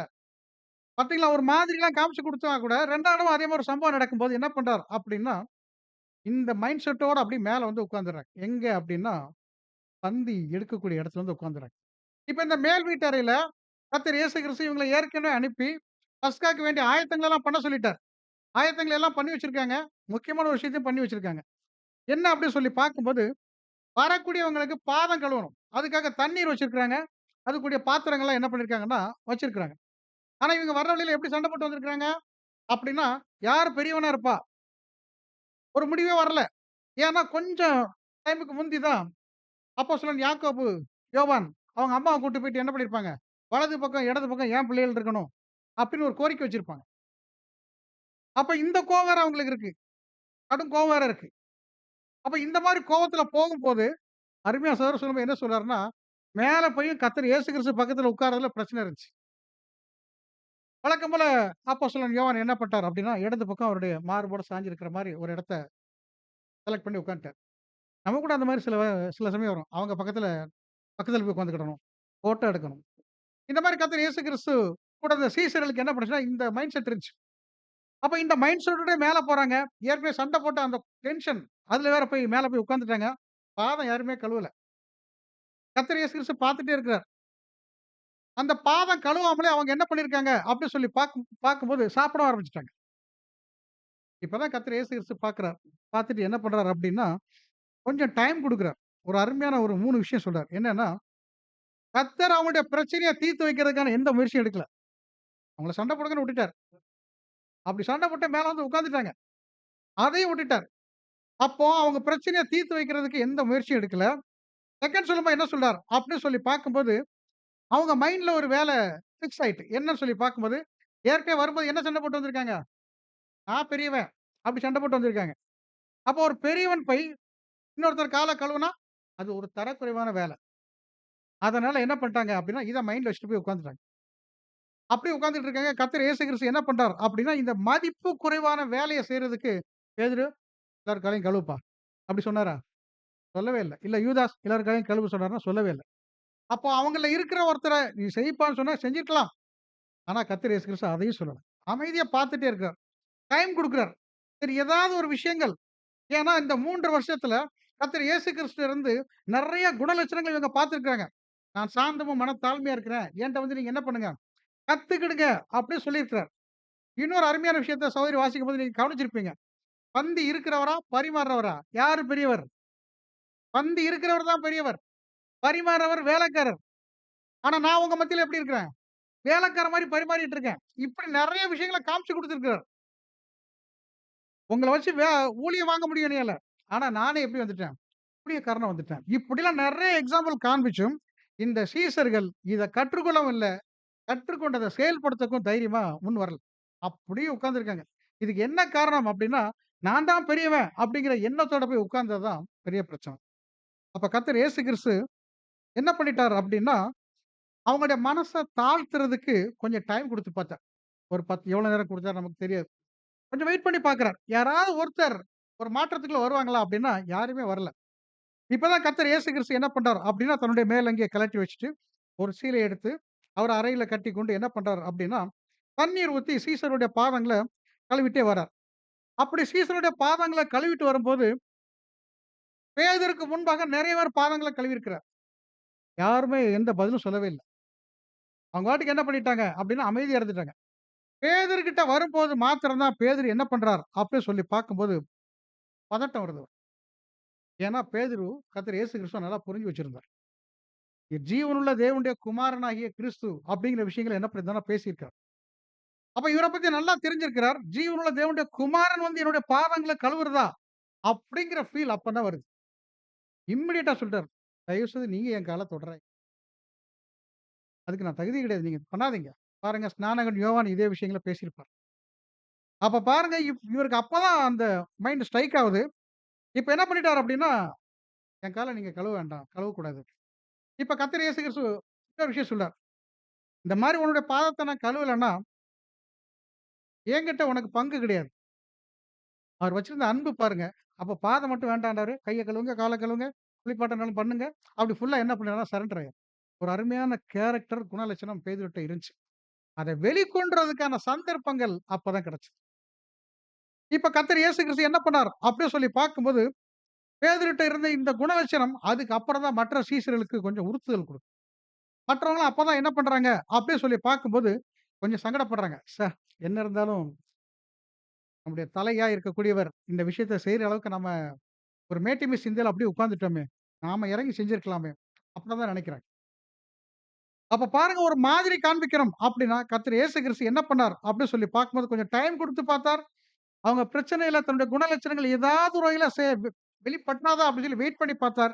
எதுவுமே வரலங்கிற போது, இன்னொரு முறையும் என்ன பண்ணார்ன்னு சொல்லி பார்க்கும்போது, அவங்களுக்கு சிறந்த முன்மாதிரி என்ன பண்ணிட்டார்ன்னா, காண்பிச்சு குடுத்தார். அந்த மாதிரியின் மூலமா அவங்க தங்கள சீர்தூக்கி பார்க்கறதுக்கு ஒரு வாய்ப்பா என்ன பண்ணுச்சுன்னா, இருந்துச்சு. அப்ப பேதுரு என்ன பண்ணார்? அப்படின்னு சொல்லி பார்க்கும்போது, இந்த தாழ்மையின் ஆவி ரொம்ப குறைவா இருக்குது.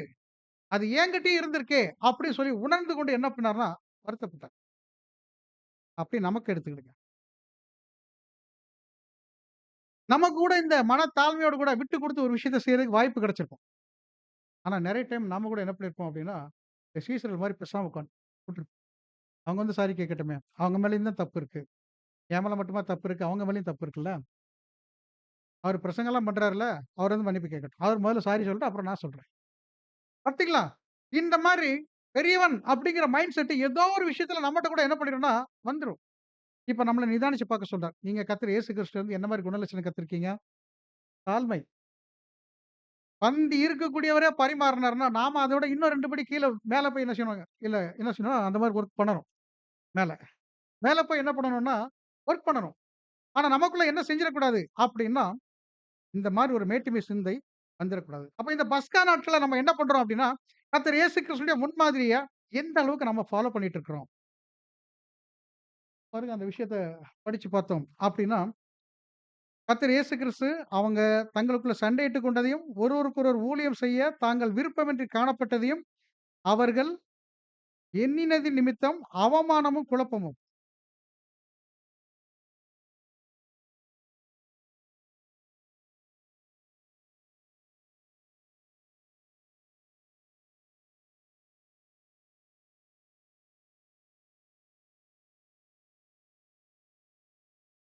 அவமானமும், குழப்பமும் என்ன பண்ணுச்சுன்னா, அவங்க மனச அப்பதான் கவ்வ ஆரம்பிச்சுது. அப்பதான் ஃபீல் பண்ணாங்க. பேதுரு சொன்னதுக்கு அப்புறம் தான் ஒவ்வொருத்தரா என்ன பண்றாங்க அப்படின்னு சொல்லி பார்க்கும்போது, ஃபீல் பண்ணாங்க. மிகப்பெரிய வாய்ப்ப விட்டுட்டோமே! அப்படின்ட்டு. பாருங்க மரியாள் இந்த விஷயத்துல ரொம்ப பியூட்டிஃபுல்லான விஷயங்கள பண்ணியிருப்பாங்க. கர்த்தர் இயேசு கிறிஸ்து அந்த பெத்தானியால பேசக்கூடிய விஷயங்கள், அவங்க மனசுல ஆழமா பதிய வச்ச விஷயங்களெல்லாம் உன்னிப்பா கவனிச்சுட்டே இருந்தாங்க. நல்லா புரிஞ்சுக்கிட்டாங்க. கர்த்தர் இயேசு கிறிஸ்து இதுக்கப்புறம் என்ன பண்றதுன்னா, மாம்சத்துல பார்க்கிறதுங்கிறது ஒரு முடியாத காரியமா இருக்கும். இல்ல அவர் மரிக்க போறார். அப்படிங்கிறது தெரிஞ்ச உடனே, தன்னுடைய சொந்த சகோதரன அவங்க என்ன பண்ணியிருக்காருன்னா, 4 நாளைக்கு அப்புறம் உயிரோட எழுப்பி குடுத்திருக்கிறார். தன்னுடைய குடும்பத்தில நெறைய நன்மைகள் செய்திருக்கிறார். அவர் மேல மிகுந்த அன்பு மரியாள் வச்சிருக்காங்க. இப்படி மிகுந்த அன்ப எப்படி வெளிப்படுத்தி காட்டலாம்? அப்படின்னு சொல்லி யோசனை பண்ணிட்டு இருக்கும்போது, இந்த நலதங்கிற தைலம் ஞாபகத்துக்கு வருது. டக்குன்னு என்ன பண்ணாங்க? உடைச்சு என்ன பண்ணிட்டாங்கன்னா, ஊத்திட்டாங்க. அப்ப தனக்கு தன் மேல ரொம்ப அன்பா இருக்கக்கூடிய ஒரு இரட்சகர், அவருக்கு உச்சகட்டமா என்ன செய்யலாம்? அப்படிங்கிற எண்ணம் மரியாளுடைய மனசுல ஓடிட்டு இருந்துச்சு. அதே மாரி இந்த சீசர்களும் நெனச்சிருக்கணும். இந்த ஒரு சந்தர்ப்பத்த அவர் அவங்க என்ன பண்ணிருக்கணும்னா பயன்படுத்தியிருக்கலாம். ஆனா அவங்க என்ன பண்ணிட்டாங்க? அப்படின்னு சொல்லி பார்க்கும்போது, ஒரு பெரியவன் அப்படிங்கிற ஒரு மேட்டிமை சிந்தையில இருந்ததுனால, கர்த்தருக்கு ஒரு ஊழியம் செய்ய கிடைச்ச வாய்ப்ப கூட அவங்க என்ன பண்ணிட்டாங்கன்னு சொல்லி பார்க்கும்போது, விட்டுட்டாங்க. அத நினைச்சு அப்புறம் தான் என்ன பண்ணியிருப்பாங்கன்னு சொல்லி பார்க்கும்போது, ஃபீல் பண்ணியிருக்காங்க. இப்ப நமக்கான படிப்பினை அப்படின்னு சொல்லும்போது, என்ன சொல்றார்? அப்படின்னு சொல்லி பார்க்கும்போது, கர்த்தருடைய பின்னடியார்கள உற்சாகப்படுத்தக்கூடிய படிப்பினைகள நமக்கு கூட தேவன் என்ன பண்ணியிருக்கார்ன்னா, கத்துக் குடுத்திருக்கிறார். இந்த சம்பவத்தின் மூலமா. பேதுருட்ட என்ன இருந்துச்சுன்னா, இருதயப்பூர்வமான அன்பு இருந்துச்சு. அதனால தான் பேதுரு கிட்ட வந்தோனே என்ன பண்ணிட்டார்ன்னா, பதறிட்டார். அப்ப நமக்கும் இருதயப்பூர்வமான அன்பு இருந்துச்சுன்னா, இப்படி ஒரு கீழ்ப்படிதல காண்பிக்கிறதுக்கு நாம என்ன பண்ண மாட்டோம்னா, தயங்கவே மாட்டோம். அப்ப நாம என்ன செய்யணும் அப்படின்னு சொல்லி பார்க்கும்போது, பேதுரு மாரி நாமளும் என்ன செய்யணும் அப்படின்னா, ஒருவேள உணர்வுக்குள்ள வந்துட்டோம்னா, இம்மீடியட்டா சரண்டர் ஆயிரும். அதனால அவமானம் வரும். இல்ல நம்மள தப்பா நினைப்பாங்க, நம்மள மதிக்க மாட்டாங்க. அதெல்லாம் தூக்கி தூர வச்சிரலாம். ஆனா நம்ம என்ன பண்றோம் அப்படின்னு சொல்லி பார்க்கும்போது, இப்படி செய்யும்போது, ஜெயத்தின் மேல் ஜெயம் எடுக்கக்கூடிய அந்த சுபாவத்த நாம என்ன பண்ணுவோம்னா, தரிச்சுக்குவோம். இன்னொரு பாயிண்ட் அருமையா சொல்லும்போது, தொடர்ந்து இப்படி நாம அந்த பாதம் கழுவக்கூடிய, அதாவது நன்மை செய்யக்கூடிய அந்த வேலைகள தொடர்ந்து செஞ்சுட்டு இருக்கும்போது, தேவன் பார்த்துட்டு இருக்கார். கர்த்தர் இயேசு கிறிஸ்து பார்த்துட்டு இருக்கிறார். உண்மையுள்ளவர்கள் அப்படின்னு சொல்லி நம்மள என்ன பண்ணுவார்ன்னா, பிக்ஸ் பண்ணுவார். நம்முடைய ஓட்டம் ஒரு முடிவுக்குள்ள வந்துரும். அதுக்கான சந்தர்ப்பங்களா இது என்ன செய்யணும்னு சொல்லி பார்க்கும்போது இருக்கு. அப்ப முன்னேறி போய் பரிச வாங்குறதுக்கான வாய்ப்புகள நீங்க என்ன பண்ணணும் அப்படின்னா, தொடர்ந்து நாடுங்க. அந்த மாரி வாய்ப்ப தேவன் உருவாக்கி குடுத்தாருன்னா, இம்மீடியட்டா நீங்க என்ன பண்ணுங்கன்னா, அத செஞ்சுருங்க. இத பக்கம் 607ல அவர் என்ன பண்ணியிருக்கார்ன்னா, பியூட்டிஃபுல்லா பேசியிருக்கிறார். அப்ப கர்த்தர் இயேசு கிறிஸ்துவோடு கூட இந்த அப்போஸ்தலர்கள் இருந்தா கூட, கர்த்தர் இயேசு கிறிஸ்துட்ட காணப்பட்ட அன்பு, கர்த்தர் இயேசு கிறிஸ்துட்ட காணப்பட்ட சாந்தம், நற்பண்பு, பொறுமை, தாழ்மையின் ஆவி, இவங்களுக்குள்ள ஒரு பெரிய தாக்கத்த ஏற்படுத்திச்சு. ரொம்ப லேட்டா. ரொம்ப லேட்டா அந்த தாக்கம் என்ன பண்ணுச்சுன்னா, செஞ்சது. அப்ப இந்த தாக்கத்த முதலே செஞ்சிருந்தாங்கன்னா, அவங்க கூட என்ன பண்ணியிருப்பாங்க? அப்படின்னு சொல்லி பார்க்கும்போது ஒரு பெரிய ஆசீர்வாதத்த பெற்றிருப்பாங்க. யோவான் 15ஆம் அதிகாரம் 3ஆம் வசனம் மற்றும் எபேசியர் 5ஆம் அதிகாரம் 26ஆம் வசனம் வாசிக்க கேட்கலாம். யோவான் 15:3. நான் உங்களுக்கு சொன்ன உபதேசத்தினாலே நீங்கள் இப்பொழுதே சுத்தமாக இருக்கிறீர்கள். எபேசியர் 5:26. தாம் அதை திருவசனத்தைக் கொண்டு தண்ணீர் முழுக்கினால் சுத்தப்படுத்தி பரிசுத்தமாக்கிறதற்கும் அந்த வசனம் நமக்கு நல்லா தெரியும். கரை, திரை எல்லாத்தையும் நீக்கிறதுக்காக அவர் என்ன பண்ணியிருக்காருன்னா, அந்த விஷயத்த சபை மேல வச்சிருக்கிறார். அப்ப கர்த்தர் இயேசு கிறிஸ்துவுடைய உபதேசங்கள நம்ம கேட்கும்போது, அந்த உபதேசம் நமக்குள்ள சுத்திகரிக்கக்கூடிய வேலை செய்யக்கூடியதா இருக்கு. அப்படி சுத்திகரிக்கிற வேலைய சுட்டிக்காட்டும்போது, இம்மீடியட்டா நம்ம என்ன பண்ணணும்னா, நம்மள ஃபுல்லா சரண்டர் பண்ணிறணும். ஆமா, இந்த மாரி ஒரு பலவீனம் என்ட்ட இருக்கு. என்ட்ட ஒரு குறை இருக்கு. இத நான் மேற்கொள்றதுக்கு இந்த சத்தியம், இதான் என்ன செய்யும்னா, வசனம் தான் பரிசுத்தப்படுத்தும்னு சொல்லி நீங்க புரிய ஆரம்பிச்சிட்டீங்கன்னா, இம்மீடியட்டா நீங்க என்ன பண்ணுங்கன்னா, கீழ்ப்படிதல காண்பீங்க அப்படிங்கிற விஷயங்கள சொல்றார். இப்ப யூதாஸ் மூலமா சீசர் இடத்துல சில விஷயங்கள் என்ன பண்ணுச்சுன்னா, பரவிச்சு.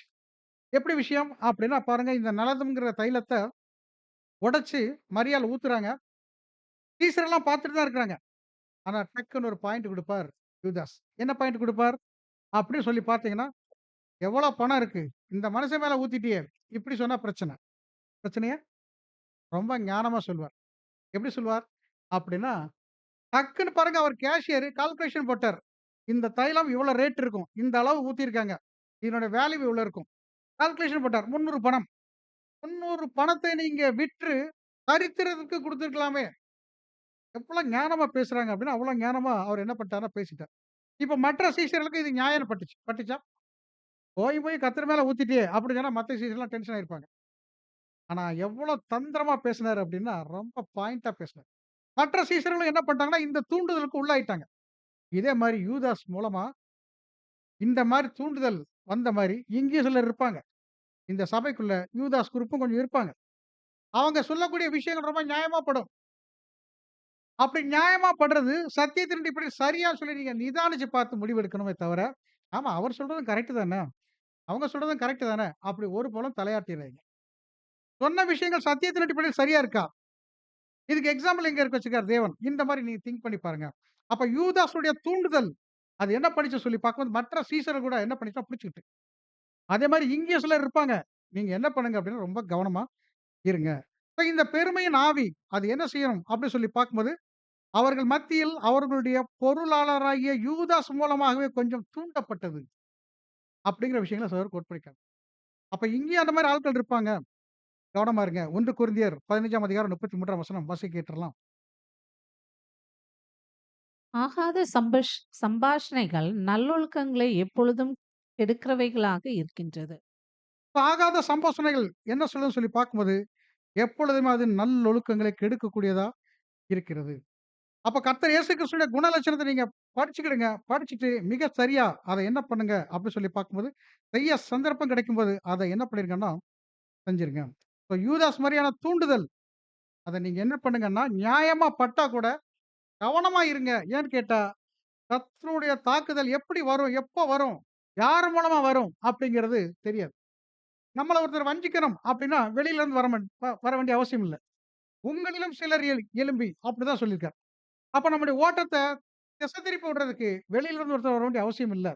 நமக்குள்ளே ஒருத்தர் என்ன பண்ணிருவாருன்னா, யார் இடம் குடுக்கான்னு சாத்தான் பார்த்துட்டு இருப்பான். அவங்கள பயன்படுத்தி விட்டுருவோம். இப்ப நாம என்ன பண்ண வேண்டியிருக்குன்னா, ரொம்ப கவனம் குடுக்க வேண்டியது அவசியமா இருக்கு. நம்முடைய குணலட்சணத்தில கர்த்தருடைய முன்மாதிரியை பின்பற்ற வேண்டியது அவசியமா இருக்கு. கர்த்தர் இயேசு கிறிஸ்துவினுடைய முன்மாதிரியில 5வது விஷயம் என்னன்னு சொல்லி பார்க்கும்போது, யூதாஸோட மனநிலைமைகள். இப்ப யூதாஸோட மனநிலைமைகள் அத குறிச்சு பார்க்கும்போது, ரொம்ப கிளியரா வசனம் சொல்லியிருக்கு. இந்த பந்திக்குள்ள வரும்போதே அவருக்குள்ள இருந்த எண்ணம் என்னன்னு சொல்லி பார்க்கும்போது, முன்னக்கூட்டியே பேசிட்டு வந்திருக்கார். நான் உங்கள காட்டிக் குடுக்குறேன். காச குடுப்பா முதல்ல. முதல்ல காசு வாங்கிட்டார். வாங்கிட்டு என்ன பண்றாரு அப்படின்னு சொல்லி பார்க்கும்போது, பிளான் போடுறார். இவர் ஏற்கனவே நல்லா பிளான் போடுவார். அந்த மாரி பிளான் போடுறார். கர்த்தர் இயேசு கிறிஸ்து பந்தி முடிச்சுட்டு எப்ப போவார்? எங்க போவார்? இதெல்லாம் தெரிஞ்சுக்கிறதுக்காகவே பந்தியில வந்து என்ன பண்ணியிருக்காருன்னா, உட்கார்ந்திருக்கார். பாருங்க, எவ்வளவு முக்கியமான விஷயம். ஒரு புதுசான ஒரு விஷயத்த அறிமுகப்படுத்துறாரு. அந்த அறிமுகப்படுத்துற அந்த விஷயத்துல நமக்கு நெறைய பாடங்கள்லாம் வச்சிருக்கார். அப்பத்த அப்படி பிரிக்கும்போது என்ன பண்ணிட்டார் அப்படின்னா, தன்னை முழுசுமா அப்பாவுடைய விஷயங்களுக்கு விட்டு குடுத்த மாரி, நீங்க கூட என்ன பண்ணுங்க, விட்டு குடுங்க அப்படிங்கிற விஷயங்கள் அருமையான ஆழமான பாடங்கள் வச்சிருக்காரு. அது மேல யூதாஸ்க்கு கவனம் இல்ல. அவர் என்ன பண்ணிட்டார் அப்படின்னு சொல்லி பார்க்கும்போது, ராப்போஜனத்திற்கு முன்னதாகவே யூதாசுக்குள் இந்த தீமையின் ஆவி என்ன பண்ணிட்டுன்னா, உள்ள புகுந்துட்டு, அது என்ன பண்ணுச்சுன்னு சொல்லி பார்க்கும்போது, கர்த்தரை காட்டிக் கொடுப்பதன் மூலம் பணத்த தான் வச்சுக்கணும். இவருக்கு சில தவறான எண்ணங்கள்லாம் இருந்துச்சு. நம்ம நெறைய சப்ஜெக்ட்ஸ்ல கேட்டிருப்போம். கர்த்தர் எப்படி தப்பிச்சு போயிருவாரு? அந்த மாரி ஒரு வேளை நெனச்சிருந்திருக்கலாம். ஒருவேள அவர்ட்ட இருந்த பவர், அத வச்சு அவர் என்ன பண்ணலாம், இம்மீடியட்டா ராஜாவாயிரலாம். ஏதோ விஷயங்கள் அவருக்குள்ள என்ன பண்ணியிருக்குன்னா, இருந்திருக்கு. அப்ப நம்முடைய கர்த்தருடைய தாழ்மை, அத குறிச்சு பார்க்கும்போது, பாதம் கழுவுறார். கழுவுறாரா? ஒவ்வொருத்தர் பாதமா கழுவிட்டு வரும்போது, யூதாஸ்ட்ட பாதம் கழுவ வந்திருக்கிறார். நீங்க இந்த பிக்சர் பார்த்தீங்கன்னா, ஒரு வேள இப்படி கழுவியிருந்தாருன்னு வைங்க. கர்த்தர் இயேசு கிறிஸ்துவுடைய கண்கள் அப்படி யார பார்த்திருக்கும் அப்படின்னா, யூதாஸோட கண்ண பார்த்திருக்கும். பார்த்திருக்குமா? அந்த கண்கள் எப்படி இருக்கும்? ஒரு அன்ப வெளிப்படுத்தக்கூடியதா இருந்திருக்கும். "எவ்வளோ பெரிய விஷயத்த நீ செய்றதுக்கு வந்துட்டியேப்பா! உனக்காக எவ்வளோ விஷயங்கள் காமிச்சு குடுத்துருக்கோம். எப்படிலாம் ஊழியம் செஞ்ச? இப்படி ஒரு முடிவு எடுக்கக்கூடிய அளவுக்கு வந்துட்டியே." அந்த பார்வை கண்டிப்பா என்ன பண்ணியிருக்கும் அப்படின்னா, பேசியிருக்கும். ஆனா யூதாஸுடைய கண்கள் என்ன பண்ணுச்சுன்னா, அத ரொம்ப கடினமா எடுத்துக்கிட்டார். யூதாஸுடைய கண்கள்ல அந்த அன்பின் பார்வை எடுபடவே இல்ல. அதுக்கு என்ன காரணம் அப்படின்னா, அவருடைய இருதயம் ஏற்கனவே ரொம்ப கடினப்பட்டு போயிருச்சுங்க. எப்படி கடினப்பட்டிருக்கும்? அப்படின்னா, பார்வோன். எக்ஸாம்பிள் குடுக்கும்போது பார்வோன். பாருங்க ஒரு பிரச்சனை நடக்கு. அந்த பிரச்சனைய பார்க்கிறார் பார்வோன். இது தேவனுடைய விரல் அப்படின்னு அவங்க மந்திரவாதிகளே சொல்லிட்டாங்க. அப்ப அவங்கள வச்சு தான் சரி பண்ண முடியும். 2 பேரையும் வர சொல்றார். நான் பெரிய தப்பு பண்ணிட்டேன்ப்பா. இந்த பிரச்சனை நீங்கும்படி செய்யுங்கப்பா. நீங்க சொன்ன மாரி பலி செலுத்த அனுப்பிறலாம். பிரச்சனை சரியாயிட்டு. இப்ப பார்க்கிறார். பிரச்சனை சரியாயிட்டா, போய் வேலைய பாருப்பா. இவங்களுக்கு வைக்கோல்லாம் குடுக்காத. அவங்களே தேடட்டும். இருதயத்த கடினப்படுத்துவார். அடுத்து ஒரு பிரச்சனை வருது. அடுத்த பிரச்சனை வரும்போது அதே மாரி பார்க்கிறாரு. நான் போன ட்ரிப் ரொம்ப தப்பு பண்ணிட்டேன்ப்பா. சாரிப்பா. தயவு செய்து நீங்கும்படி செய்ப்பா. நீங்கியாச்சு. பார்த்தார். இடத்த காலி பண்ணிட்டாரு.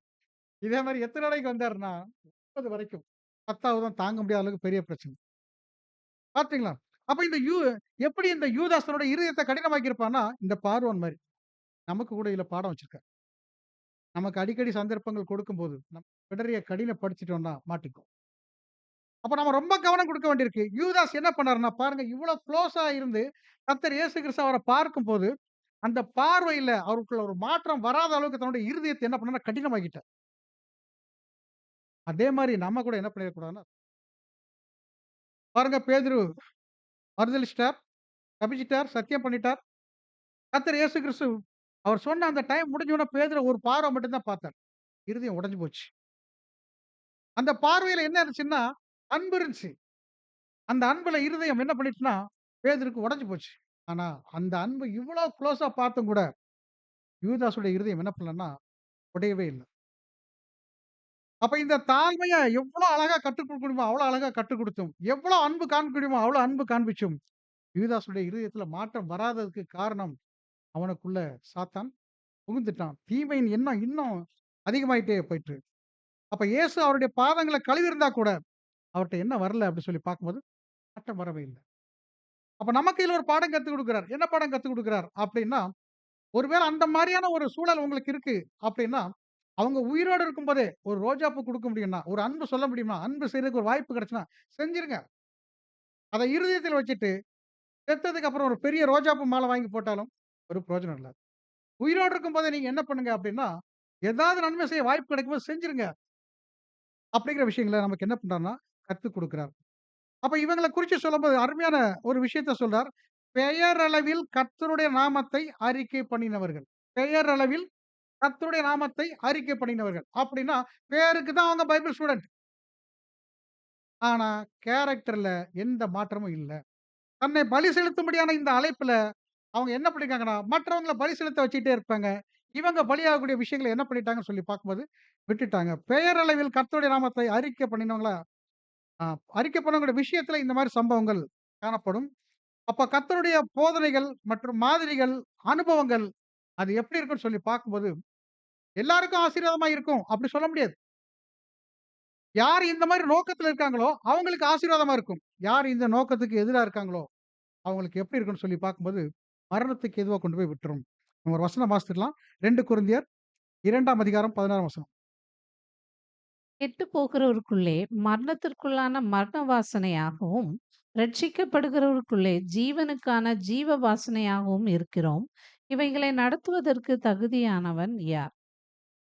இப்ப கர்த்தர் இயேசு கிறிஸ்து பாருங்க செய்த இந்த கிரியைகள், மற்ற சீடர்கள்லாம் எப்படி இருந்துச்சு? அப்படின்னு சொல்லி பார்க்கும்போது, ஜீவனுக்கு ஏதுவான ஒரு வாசனையா இருந்துச்சு. அருமையான கேரக்டர கத்துக்கிட்டாங்க. அதுதான் நம்ம ஏற்கனவே படிச்சோம். பேதுருட்ட சுலமா சொல்லிட்டார். "நீ குணப்பட்ட பின்பு, உன்னுடைய சகோதரர்களை நீ என்ன பண்ணனா, ஸ்திரப்படுத்து." அந்த விஷயத்த செஞ்சாருன்னா, பியூட்டிஃபுல்லா செஞ்சார். ஆனா யூதாஸ், அவர் என்ன பண்ணிருக்கணும், குணப்பட்டுருக்கணும். குணப்படல.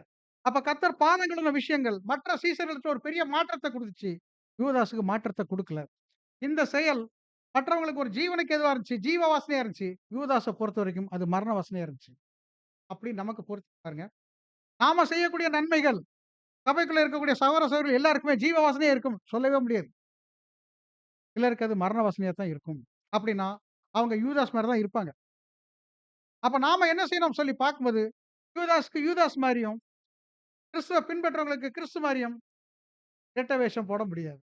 நாம கிறிஸ்துவா மாத்திரம் தான் என்ன செய்யணும்னு சொல்லி பார்க்கும்போது, இருக்க முடியும்.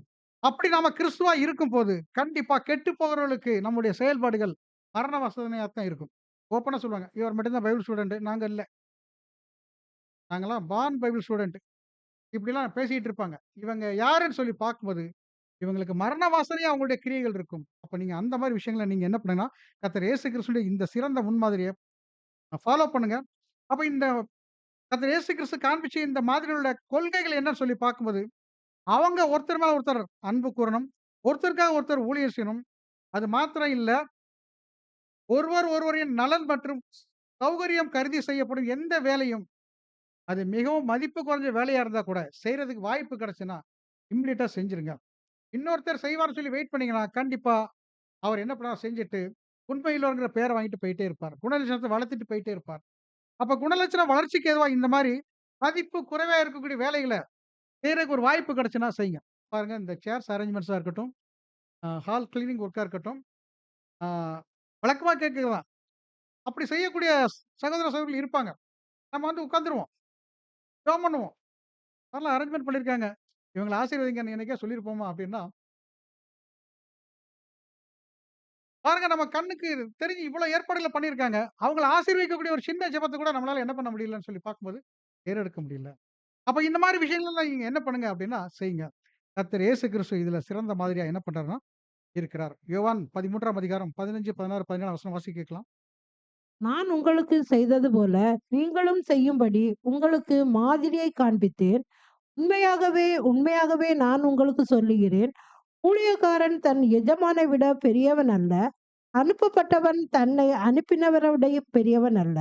நீங்கள் இவைகளை அறிந்திருக்கிறபடியினால் இவைகளை செய்வீர்களானால் பாக்கியவான்களாக இருப்பீர்கள். இப்ப நமக்கு சொல்லும்போது எப்படி சொல்லிக் குடுக்கிறார் அப்படின்னு சொல்லி பார்க்கும்போது, நான் உங்களுக்கு முன்மாதிரி காண்பிச்ச மாரி நீங்க என்ன பண்ணுங்கன்னா, செய்றதுக்கு கவனமா இருங்க. உண்மையா சொல்றேன், உண்மையா சொல்றேன். நான் உங்களுக்கு சொல்லக்கூடிய விஷயங்கள் நல்லா புரிஞ்சுக்கிடுங்க. ஊழியக்காரன் தன் எஜமான விட பெரியவன் கிடையாது. எஜமானா இருந்தவரை அவ்வளோ பெரிய விஷயங்கள மனத்தாழ்மையோட செஞ்சு காமிச்சிருக்காருன்னா, நாம இன்னும் அதிகமா செய்றதுக்கான முயற்சிகள் தான் என்ன செய்யணும்னா, எடுக்கணும். இப்ப நீங்கள் இவைகளை அறிந்திருக்கிறபடியால் இவைகளை செய்வீர்களானால் பாக்கியவான்களா இருப்பீங்க. இப்ப சொல்றார். என்னன்னு சொல்லி பார்க்கும்போது, சபைக்குள்ள சிலருக்கு அதிகமான பிரச்சனை இருக்கு. யார் இவங்க? அப்படின்னா, தாளந்துகள் பெற்றிருக்கிறவங்க. அதே மாரி பார்க்கும்போது திறமை உள்ளவர்கள். அடுத்து சொல்லும்போது என்ன சொல்றார்? அப்படின்னா, வாழ்க்கையில கனம் வாய்ந்த ஸ்தானம் வகிக்கக்கூடியவங்க. இன்னொன்னு சொல்லும்போது, சபையில் செல்வாக்கு நிறைந்த ஸ்தானங்கள்ல விசேஷமா காணப்படக்கூடியவங்க. இவங்களுக்கெல்லாம் விசேஷமான பரீட்சைகள் இருக்கு. என்ன மாரி பரீட்சை இருக்கு? அப்படின்னா, ஒரு போட்டி மனப்பான்மைக்குள்ள இவங்க ஈஸியா வர்றதுக்கு வாய்ப்பு இருக்கு. அதே மாரி பார்க்கும்போது, ஏதாவது ஒரு விஷயத்துல தங்களுக்கு ஒரு அவமானம் போல தோன்றிச்சுன்னா, வாக்குவாதம் பண்றதுக்கு இம்மீடியட்டா வந்துருவாங்க. அதே மாரி பார்க்கும்போது, வீண் செருக்கு இவங்களுக்குள்ள என்ன செய்யும்னா இருக்கும். வெளியவே தெரியாது. இப்ப இந்த மாரி விஷயங்கள்ல இவங்க மாட்றதுக்கு வாய்ப்பு இருக்குன்றார். யாருக்குன்னா, தாளந்துகள் பெற்றிருக்கிறவர், திறமை உடையவர், வாழ்க்கையில கனம் வாய்ந்த ஸ்தானத்துல இருக்கக்கூடியவர். அப்புறம் சொல்லும்போது, சபையில் செல்வாக்கு நிறைந்த ஸ்தானங்களில் விசேஷமா காணப்படுறோம். இவங்களுக்கான பரீட்சை கூட எப்படி இருக்குன்னா, விசேஷமா இருக்கும். ஏதாவது ஒரு விஷயத்துல அதிகமா கொடுக்கக்கூடியவரா இருப்பார். ஜெபிக்கக்கூடியவரா இருப்பார். நெறைய விஷயங்கள முன் வந்து செய்யக்கூடியவரா இருப்பார். அவருக்கு ஒரு வாக்குவாதத்துக்கோ, இல்ல போட்டி மனப்பான்மைக்கோ, வீண் செருக்கு கொள்றதுக்கான சந்தர்ப்பங்கள் கிடைச்சிரும். எக்ஸாம்பிளுக்கு சொல்லணும் அப்டின்னா, சமீபத்தில ஒரு சகோதரர் தனக்கு இருக்க செல்வாக்க வச்சு ஊழியங்கள் நல்லா பண்ணிட்டு இருந்தார். அந்த சகோதரர் ஒருத்தர ஊழியத்துக்கு பயன்படுத்திட்டு இருந்தார். ஏதோ ஒரு சந்தர்ப்ப சூழ்நிலை, அவர் என்ன பண்ண முடியல அப்டின்னா, எலக்ஷன்ல வரல. இப்படி அவரை பயன்படுத்தின சகோதரர் கூட அவருக்கு வாக்கு போடல. இவரு என்ன சொல்லிட்டார், "நான் ஊழியத்துக்கு வரக்கு இப்ப முடியல. நீங்க வேற ஆள வச்சு பண்ணுங்கன்ட்டார்." பாத்தீங்களா? இப்ப என்னாச்சுன்னா, இவர் இடறிட்டார். இவர் இடறிட்டு என்ன பண்ணிட்டார் அப்டின்னு சொல்லி பார்க்கும்போது, "அப்ப ஓட்டு போட்டா மட்டும் தான் நீங்க ஊழியம் பண்ணுவீங்களா?" அப்படின்னு சொல்லி ஒரு போட்டி மனப்பான்மை இவருக்குள்ள வந்துச்சு. அது மாத்திரம் இல்ல, இவர் இல்லன்னா இன்னொருத்தர் செய்வோம். என்கிட்ட பணம் இருக்கு. பயன்படுத்திருவோம். அப்படி என்ன பண்ணிட்டாருன்னா, வார்த்தைய விட்டுட்டார். அதான் சொல்றார், இந்த மாரி செல்வாக்கு உள்ளவங்க இடறி போறதுக்கான வாய்ப்புகள் நெறைய இருக்கு. அப்போ எவ்வளோ கவனம் குடுக்க வேண்டியிருக்கு பாருங்க. தாளந்து பெற்றவரா இருக்கட்டும், திறமை உள்ளவரா இருக்கட்டும், வாழ்க்கையில கனம் வாய்ந்த ஸ்தானம் வகிக்கக்கூடியவர், இவங்கலாம் என்ன பண்ணுவாங்கன்னா, ஈஸியா விழுறதுக்கான வாய்ப்புகள் நெறைய இருக்கு. ரொம்ப கவனமா இருங்க. அதுவும் இந்த பஸ்கா நாட்கள்ல அதிகமான வாய்ப்புகள் என்ன செய்யும்னு சொல்லி பார்க்கும்போது இருக்கும். நம்ம 2 வசனம் வாசிக்கலாம். யாக்கோபு 4ஆம் அதிகாரம் 6ஆம் வசனம், 1 பேதுரு 5ஆம் அதிகாரம் 5ஆம் வசனம். அவர் அதிகமான கிருபையை அளிக்கிறாரே, ஆதலால் தேவன் பெருமையுள்ளவர்களுக்கு எதிர்த்து நிற்கிறார், தாழ்மையுள்ளவர்களுக்கோ கிருபை அளிக்கிறார் என்று சொல்லியிருக்கிறது. 1 பேதுரு 5:5. அப்படியே இளைஞர்களே, மூப்பர்களுக்கு கீழ்ப்படியுங்கள். நீங்கள் எல்லோரும் ஒருவருக்கொருவர் கீழ்ப்படிந்து மனத்தாழ்மையை அடைந்து கொள்ளுங்கள். பெருமையுள்ளவர்களுக்கு தேவன் எதிர்த்து நிற்கிறார், தாழ்மையுள்ளவர்களுக்கோ கிருபை அளிக்கிறார். இந்த பஸ்கா நாட்கள்ல இந்த மாரியான விஷயங்கள் வந்து நமக்கு என்ன மாரி பாடம் கத்துக் குடுக்குறார்? அப்படின்னு சொல்லி பார்க்கும்போது, கர்த்தருடைய அன்பில் நிலைத்திருக்கக்கூடிய நாம, தாழ்மை இருக்கக்கூடிய விஷயத்துல ரொம்ப கவனமா இருக்கணும். அதாவது மிகவும் தாழ்மையாக, நடத்தையில் மிகவும் தாழ்மையாக, எளிமையாக, குறிப்பாக மனசுல என்ன பண்ண வேண்டியிருக்கு அப்படின்னா, தாழ்மையா இருக்கிறதுல அதிகமான கவனம் குடுக்க வேண்டியது அவசியமா இருக்கு. இதுதான் கர்த்தர் சொல்லியிருக்கிறார். என்ன சொல்லியிருக்காருன்னா, நான் உங்களுக்கு முன்மாதிரியா காண்பிச்சுட்டு போயிருக்கிறேன். இந்த பஸ்கா நாட்கள்ல இந்த முன்மாதிரிய நீங்க என்ன பண்ணுங்கன்னா, ஃபாலோ பண்ணுங்க. இப்படியா வாய்ப்பை கொடுத்த நம்முடைய பிதாவாகிய தேவனுக்கும், நம்முடைய அருமை இரட்சகருக்கும் துதிகளும் ஸ்தோத்திரங்களையும் ஏறெடுத்துக் கொண்டு, உங்கள் யாவருக்கும் கூட என்னுடைய நன்றியை தெரிவித்துக் கொள்கிறேன். Thank you.